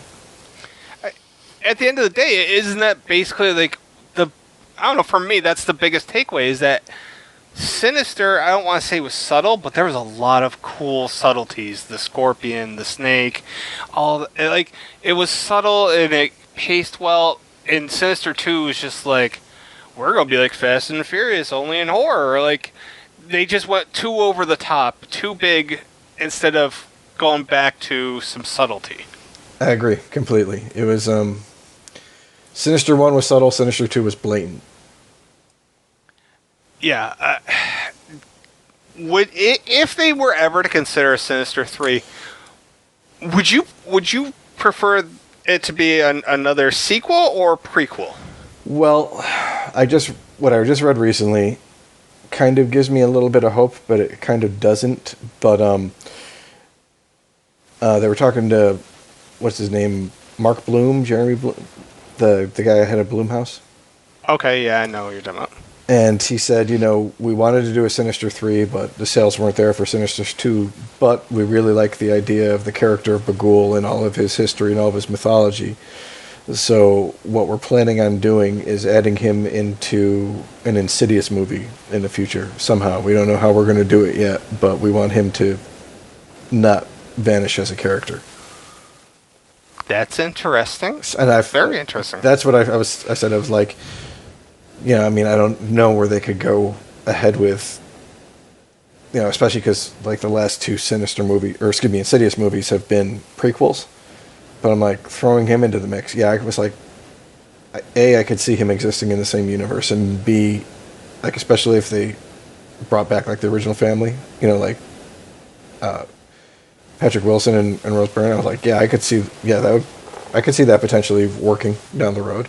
I could also see it potentially fucking crashing both franchises, but here's hoping. Yeah, I mean, honestly, I would love to see a period piece with the character.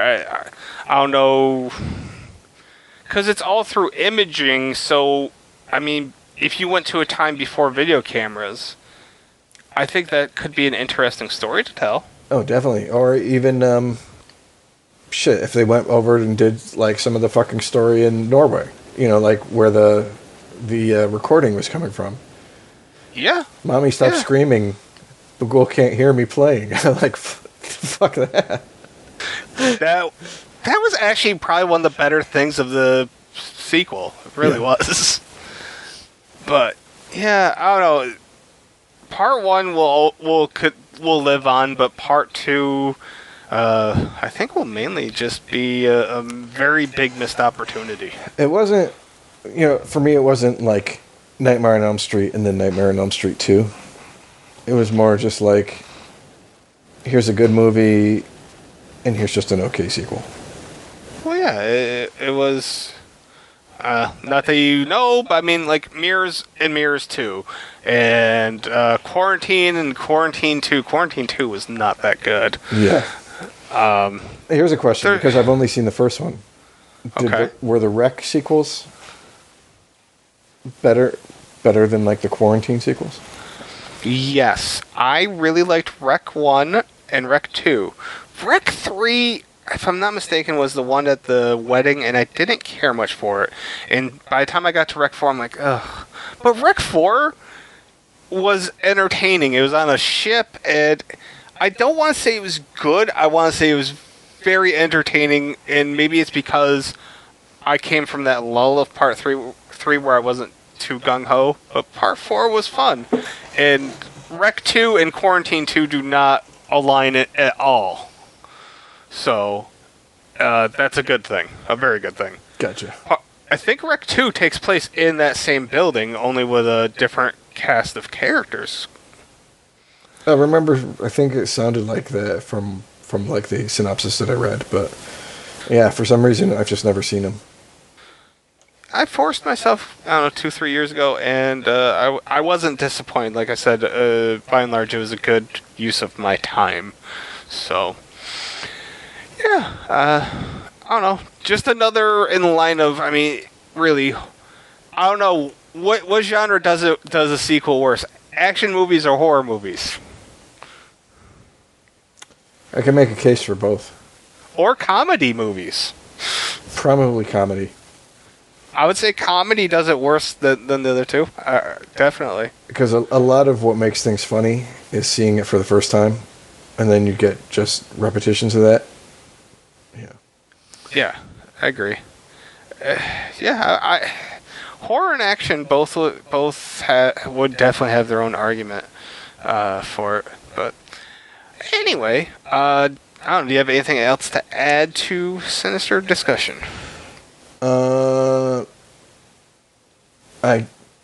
Just the cameos were good in both of the movies. I forgot what the character actor who plays the sheriff in the first one. In the first one. Fred Dalton Thompson. Yeah, I mean, he's just, he really helps he gets through a whole bunch of exposition without actually expositing anything right in the first one, and he does it really well. I mean, that guy doesn't get enough credit or props for what he does. Same thing with the priest in the second one. Just that little one scene he's in, but he helps set up like the whole theme of or the feeling of the movie. Did they ever explain what the hell the green stuff is that people drink? Nope, never explained it. I would like to know about that more. Although, I mean, it's not anything that's going to nag at me. It's just, one of those things I would like to know. I don't know if I want to know. But, like, all right, so the cool juice.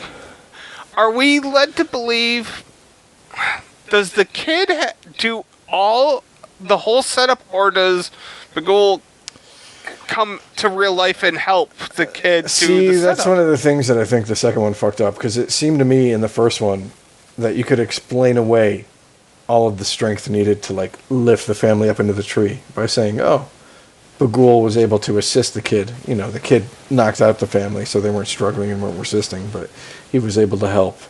And then it's Ethan Hawke trying to make sense of it when he's like, they used, they did the dirty work by using gravity in the tree and all that shit. So, but it would seem to say that it's supposedly just the kid doing all the work in the second one when you see the son, driving the truck and using it to pull the crosses with them on it up. So who the fuck knows? Yeah, I don't know. I was trying to figure that one out a little bit because, I feel part one, you could at least make the argument for plausibility. I also really liked in part one. I loved the paintings on the wall. I love things like that. Yeah. I don't know. I think that's what's cool about having kids in horror is when they do creepy shit like that. That's the redeeming factor of having a kid in a horror movie, in my opinion. Oh, I mean, Charlie fucking was what sold Hereditary for me. I mean, just Oh yeah, creepy as fuck. So yeah, definitely. yeah. So, all right. I just want to quickly say that if anybody's interested in like reading any of this stuff versus just listening to us ramble, go to the website 9deuce.com/blogs/. That's my promotion. I'll try to do it one more time before we end this. I am terrible at it.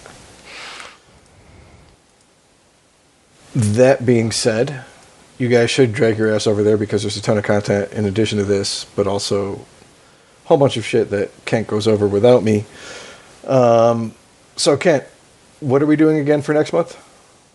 Next month, our topic is going to be movies that we feel are prime for a remake. We'll do a top 10, each of us. Chris and I will probably have like 6 of the same damn thing. Maybe not. Like, actually, this is one of those times where I think this might be kind of interesting. I don't think we're going to have as many. A lot of times we do have a lot of things that overlap. I think this one a lot might of be. times our top 10 is something relatively specific in order to not make it a top 100. Right. A very typical, like, subgenre or something that, 80s slashers, there's only so many to go around. This one, it's open. Open season. I'm excited for it, and I'm assuming this kind of came about because of all the Stephen King movies getting remade. I mean, I was between that and the fact that I was thinking about, like, looking at the list, some of like the 90s shit that missed, the list for this. And then I started thinking, some of it would be really ripe for a remake. Like, I know that like the Nightmare on Elm Street remake bombed, but in the hands of, the right person, would it have done well. Or looking at like Jordan Peele talking about doing the remake of Candyman coming up. Hopefully he does a good job with it, because that was one of the fucking scariest movies of my young teens. So. I'm excited and so concerned. Like, there's a weird angst in the air for me. Is that coming out this year? No, I don't even know if they started filming it, but I know the cast Candyman. if anything, I would say 2020 probably. All right. I lied. There's 2 movies I'm seeing this year. I'm seeing it, and I'm seeing the Rob Zombie movie that's coming out in October. I mean, the next movie I'm seeing is definitely Avengers Endgame, so. I have never seen any of the Marvel movies in a theater. And just like that, we end our show tonight. Just kidding. I really don't go to the movies that often anymore, and if I did, like, if I went 5 times a year, I would go see them, I'm pretty sure. No, I mean, I agree. Like, for the most part, the movies I try to see in a theater are the ones where the special effects and whatnot have you make it a big difference than rather than seeing it on my home theater setting, which, is, I don't even have fucking surround sound now because, I don't even know why I don't have it now, because we used to. Like, I'm glad I saw The Conjuring in the theater, but for the most part, like, I think horror movies lend themselves just as well to being watched on the small screen as they do on the big screen. They do, and the only reason why at least half the movies I see in the theater are horror is due to anticipation. That gets me a lot. I have an issue. If I get something built up too much in my mind, I have to freaking see it. I mean, it's fucking Star Wars effect, if you will. Like, even if you heard Episode 1 sucked, the anticipation was so much in your mind, you had to go see it. I hated Episode 8, and I guarantee I'll still fucking see Episode 9 in the theater, just to see whether or not I'm going to like it or not. I didn't see episode 8 in the theater. I meant to, and wait, episode 8. No, I saw that. Which one didn't I see? I didn't see Han Solo. Yeah, I still haven't seen that. Yeah, I saw 7 and 8 in the theater, and 8 was one of those movies where I walked out with another friend named Chris, and it was just like instantly like, well, didn't really care for this, didn't care for this, didn't care. Like the checklist was on. I went and saw it with my dad, right? And my dad walked out and he loved it. And we've been, the whole reason I'm a fan of everything I'm a fan of is because of my parents. Very. Oh, okay, I take that back.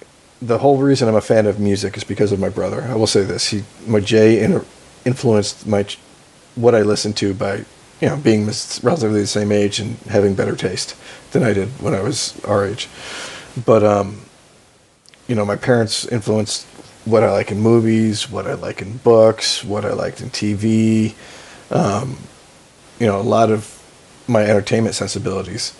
And I walked out from my dad, and I'm like, he fucking loved it. I'm like, this was the fucking biggest disappointment I've ever spent money on in my entire life.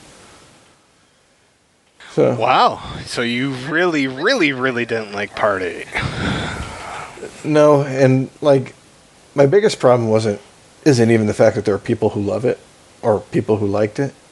My biggest problem with it was the fact that because there was so much controversy around why some people hated it, that if you had a valid reason that didn't exist within, like the social justice framework, you were completely negated anyways, because there were so many vocal people hating it, because there was a woman hating it, because there was a black person hating it, because, blah, blah, blah, blah, blah. Rather than, the story was poorly written, it was incoherent, it didn't flow from episode 7. If you have to partake of outside media to understand why, 30 seconds after the end of the previous movie, the entire galaxy, situation has changed, then it's probably not doing a good idea of explaining. There's so much that could have been fixed with just a few dialogue tweaks. And I would have been like, okay, I don't like the decisions that you made, but I understand why you make them. But there's just, I just go through and I can list a plot hole and plot hole and plot hole. And, because I've been such a Star Wars fan for so long, it's easy to pick up on something like that. Same way, I look at a comic book movie, and if I don't differentiate the comic from the movie, it's really easy to be like, well, this isn't what happened in the comics, and this isn't.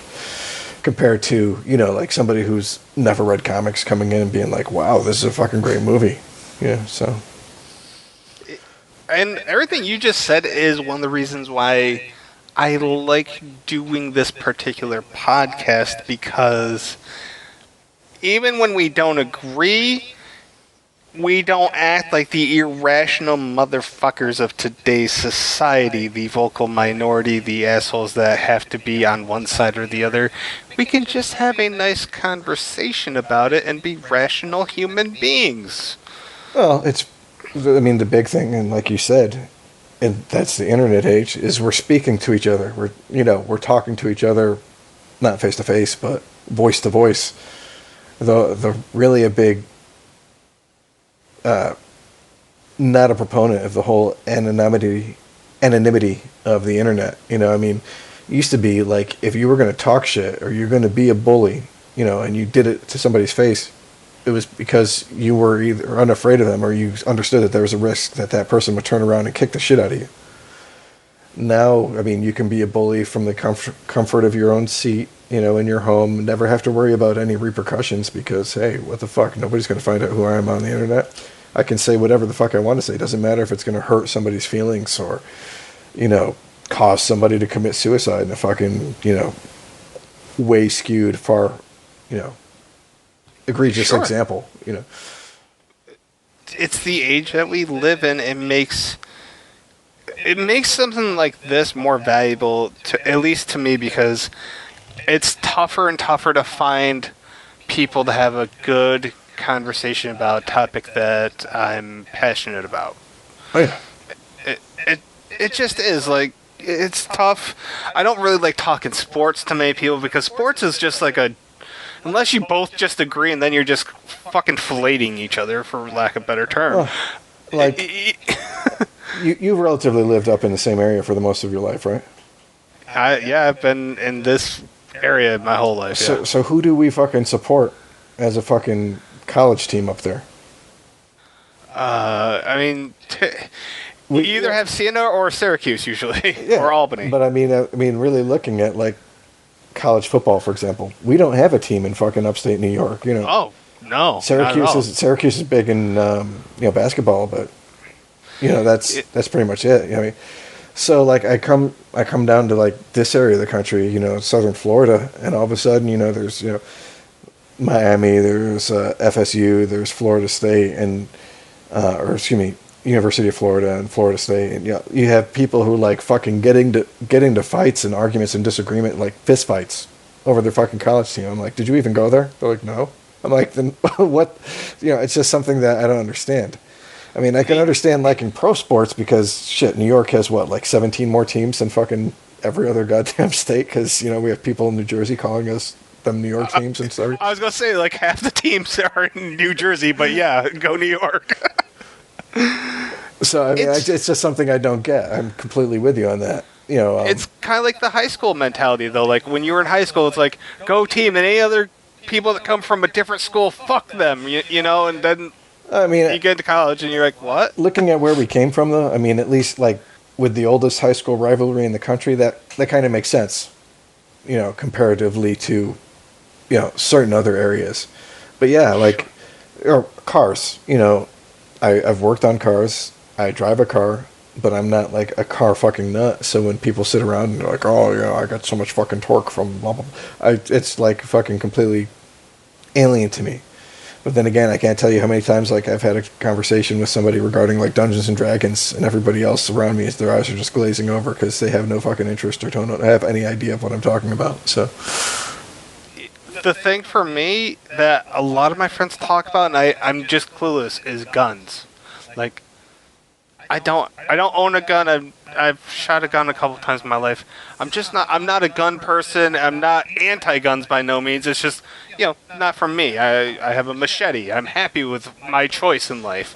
And you have a mask everybody else like knows shit. And I'm like, I don't know goddamn thing here.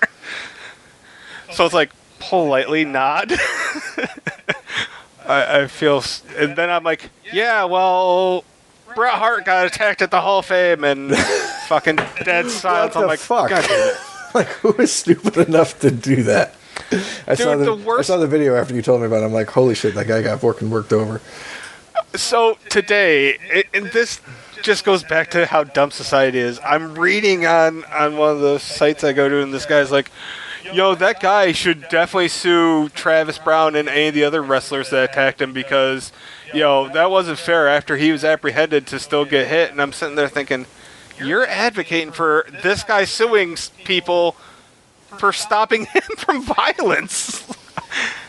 That didn't make any sense to me. It blew my mind that this guy was like arguing with people saying that guy should sue WWE for him getting his ass kicked because he attacked Bret Hart and Natalya. And you know what? He'll probably sue and he'll probably win because that's the way our legal system works. Utterly fucking ridiculous. It baffled me and made me cry just a little bit on the inside. Something we should get to quickly. You and I, we made the decision beforehand. We were going to pick a movie for the other person to watch and then discuss it. The next podcast, which I'm going to say probably we're not going to do another horror podcast until like say the week after or 2 weeks after Game of Thrones because just for everybody to know, we're going to be doing a Game of Thrones podcast. So we're probably looking at what? The next one, June-ish sometime. Game of Thrones should be ending right around the end of May, beginning of June. Right, yeah, it's 6 episodes, so we'll probably be back right around the beginning of June, so we're each going to pick a movie that the other person hasn't seen, and I'm torn. I'll give you the option. I'll ask you, what would you rather watch, The Autopsy of Jane Doe or Mirrors? Because they're both good. I will actually watch both for you. Okay. Because I'm really interested in seeing The Autopsy of Jane Doe, but I also want to see Mirrors now after you talked it up, so I'll see them both. Have you seen Lights Out yet? Still haven't, even though. Okay. I'm giving you Lights Out. Okay. Do you have anything else? I'm down with watching a second movie. It's 2 months, basically. I don't even remember what else you hadn't seen. Definitely in your list, in your honorable mention, there was a couple that I had not seen. Do you have that list? Yeah, let me go through Cabin in the Woods, Jeepers Creepers, The Others, Darkness Falls, The Grudge, Exorcism of Emily Rose, Silent Hill, Dead Silence, Paranormal Activity Rec, Midnight Meat Train, Quarantine, Case 39, The Last Exorcism, The Possession, The Woman in Black, Mama, The Quiet Ones, We're Still Here, The Conjuring Part 2, Lights Out, Annabelle Creation, The Ritual, Hereditary. Here, I'll give you Fragile to go with it since I haven't seen it, and then you can tell me if it's any good. Okay, sounds good. Yeah, the other two was Case 39, which I'm not sure if I've seen, and I know I haven't seen Woman in Black. Case 39 was the one with Renee Zellweger, where she plays the social worker and she gets the... I watched some of it. Yeah, it was okay. Yeah. It was, I started to remember more and more as I was like, did I see this? And I was like, oh yeah, I saw it, because I remember the whole part where like Ian McShane dies and the part where Bradley Cooper dies. And yeah, it was star-studded. It was on Netflix for a while. That's the only reason why I know I watched it. So, all right, yeah, Fragile sounds good and Lights Out sounds good. What else do we got? Another thing we have coming up, because we were talking about Marvel, is... Oh yeah, we're doing we're doing a ranking of the 21 Marvel Cinematic Universe movies leading up to Avengers Endgame. Hopefully we get some other people chiming in on this. If you're on the internet and you want to chime in on this, send your list to Kent at 9deuce.com. I'm sure he'll be able to get it to us somehow, and we'll make it do. But I saw like a couple people on like Collider and stuff doing it. I'm like, holy shit, I fucking don't disagree with I don't agree with any of this. They fucking have no idea what they're talking about. So isn't that the whole fun part about lists, is that you can't help yourself. You read them, and the whole time you're like, fuck, I know I'm going to disagree with it. It would be more interesting to me to find a list where I like, holy shit, fucking these people are reading my mind. Is it my twin? Than something where I disagree with, because let's face it, I disagree with a lot of people. I just came across, it was like the top 75 music and horror, which intrigued me because we'd done that, and I'm sitting there like, no, like they got like a couple of them at the top right, but there was other ones I'm just... Were they doing like songs, or were they doing like soundtracks, basically? Okay. Like, gotcha. Yeah. So yeah, there was a lot of head shaking going on by me. It is what it is, but I think lists are fun as long as you can have a conversation versus a hugely critical, like, you know what I mean? Like, just some social fucking decorum. Yeah. So yeah, I'm looking forward. I've seen your list, and there's a lot of things. There's a lot of things that we agree on. I would say probably close to 80%. Like, movies are within like 2 spots of each other. So I would say that's a pretty good agreement on a lot of things. Good. What else we got? We got, like I said, we're doing the Game of Thrones podcast. We're doing a Game of Thrones blog over at 9deuce.com/blogs/. I know Jim's going to be in it. I assume you'll participate. Yes. I don't know. I hope we get a decent... I don't know. It'd be nice to have like 7 people so I get a bunch of different viewpoints. I would say like 3 or 4, because the more people you get, the less I get to talk. So That is true. That is true. I just like insulting. Well, it's not so much an insult as commentary. I'm really interested in seeing what predictions we made last season actually come true. Because But between the three of us, the two of us, and and Raylene when she was chiming in, and I think we got a bunch that we came up with. I probably have to go back and listen to the last one we did to see what the hell we were talking about. Yeah, for the past month I've been like, yeah, I'm going to go back and watch every Game of Thrones because I got no life. And then WrestleMania happened, and today's Thursday, and I haven't started yet. And I don't know, I could possibly still pull it off if I got no sleep, but I think that's about the only way I could pull that off moving forward. So I'm not going to be able to binge. I think I'm going to try to get through the first 2 or 3 seasons, though. I think it's the older stuff that I need to refamiliarize myself with. Like, I just don't have the memory. Gotcha. But I'm definitely looking forward to that. Something else I told you before we started. I said I'd read this theory, and I liked it. So it relates to Fight Club, and somebody talked about the fact that Tobin Bell, John Kramer, in Saw, was a member of Project Mayhem. And they point to the scene where Tyler Durden, it's like outside the gas station or whatever, and he told the guy, like, what do you want to be? And he's like a veterinarian or something like that. And he, basically told him to go out and, like, not take life for granted, or else he was going to find him, hunt him down, and kill him, type thing. And I was like, I don't believe in the theory, but I love that fucking theory. Like, so that John Kramer was actually Tobin Bell's character in Fight Club, and then yeah, Tyler Durden set him on the path to become Jigsaw?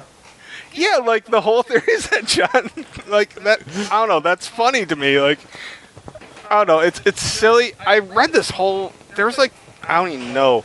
It was 2 pages on the internet, so I don't know. It was probably 3 pages written or typed out, I would say.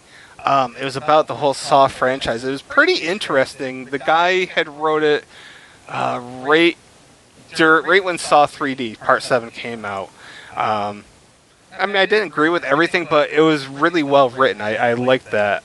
And that was one of the things that was brought up. I was like, it's witty at the very least. I mean, it's it's about as dumb as, Kevin fucking McAllister growing up to be John Kramer, but Yeah, which I still love that theory. That still makes me laugh. But yeah, I would actually say Kevin might have grown up to be the Collector, because we never got the Collector's name. Yeah, like, when we rewatched The Collector, that, because he was just a freaking smart, yeah, it would make way more sense. It really would. Anything, I'm trying to think if, I'm going through my notes. It was just revealed this week, I believe, that American Horror Story is going to be set in 1984 and doing a slasher, and I feel like a lot of things are going back to the 80s. I mean, I know a lot of people are saying, well, Stranger Things, they're copying Stranger Things, but have you noticed, like, things coming back to the 80s and anything else? Because I seem to. Yeah, no, it's the whole nostalgia thing. Now we're getting to be the age where if we're not the generation in charge, we're at least, the generation in charge of spending money. So the nostalgia they're playing on is for the 80s, the age we grew up in, as compared to, like 10 years ago it was the 70s. 10, 15 years from now it might be the 90s, or the early 2000s kind of thing. Yeah. I mean, our generation is the generation that have kids, so we're going to pay for the movie tickets or the TV shows, whatever. Exactly. It makes sense. I'm excited for it, although, I mean, American Horror Story is what it is. It's one of those things that it's going to have its good moments, it's going to have its bad moments, and that's just the way it is. That's the way it is with damn near most, 98%. I thought for a couple of years ago, like after Apocalypse, they said that, excuse me, not after Apocalypse, what was the Cult? I thought they said after Cult, AHS was going to be over with, and I would have been completely fine with that. I don't know how Apocalypse did, but at the same time, I'm like, how many times can you mine different genres with the same people and be effective? Like, reading some of your podcasts, I mean, I think you felt the same way, that been going downhill for several years. Yeah, Apocalypse was actually the epitome of the nostalgia for the American Horror Story fans because it went back to Murder House and Coven, and they probably should have tried ending it on that quote-unquote high watermark because it can only realistically go downhill, and a lot of people thought that it was going to be ending because Netflix had signed up Ryan Murphy. The $7 million deal or whatever it was that they hired him for? Yeah, and I don't know, it's still... I think there's at least 2 this season, and I think next season's already signed up, so that probably will be it, I would imagine. Like, even Evan Peters isn't doing American Horror Story this year, so... yeah. You know, it's played its course. I don't really know. The only other thing that they could do that would be kind of interesting if they wanted to go the Walking Dead route where they're going to make made-for-TV movies. That would be something they could do. And I think fans of American Horror Story would totally eat up a made-for-TV movie on FX. Yeah. I mean, I could definitely see that because there's a lot of people who'd have liked to have worked with him who just can't commit based on their schedules to, an entire season's worth of television. So. Yeah, I think that would be interesting, but... Alright, with that being said, I have everything off of my list completely checked off. Do you have anything else that you want to promote or talk about? No, I'm pretty sure we talked about everything. Again, hit up 2000’s.com. Look for our Marvel and Game of Thrones stuff getting ready to come out within the foreseeable future. And I think that's it for me. Yeah, that's it for me. So, yeah, if you're into the podcast and you go to 2000’s.com, click the blue hand. If you like reading, click the red pill hand, and there's a whole world of fuckery out there for you. That's all I got. Also, I want to say that, you know what? I'm looking forward to the new Joker movie. Yeah, me too. I really like Joaquin Phoenix as an actor. Yeah, I really do too, and I just saw the trailer. Well, I think the newest trailer was just released or whatever, and yeah, I'm looking forward to it. That's actually a possible third movie I'd go to the theater to see. So, gotcha. That's it for me. All right, Internet, have a good night, and we'll talk to you in about a month and a half.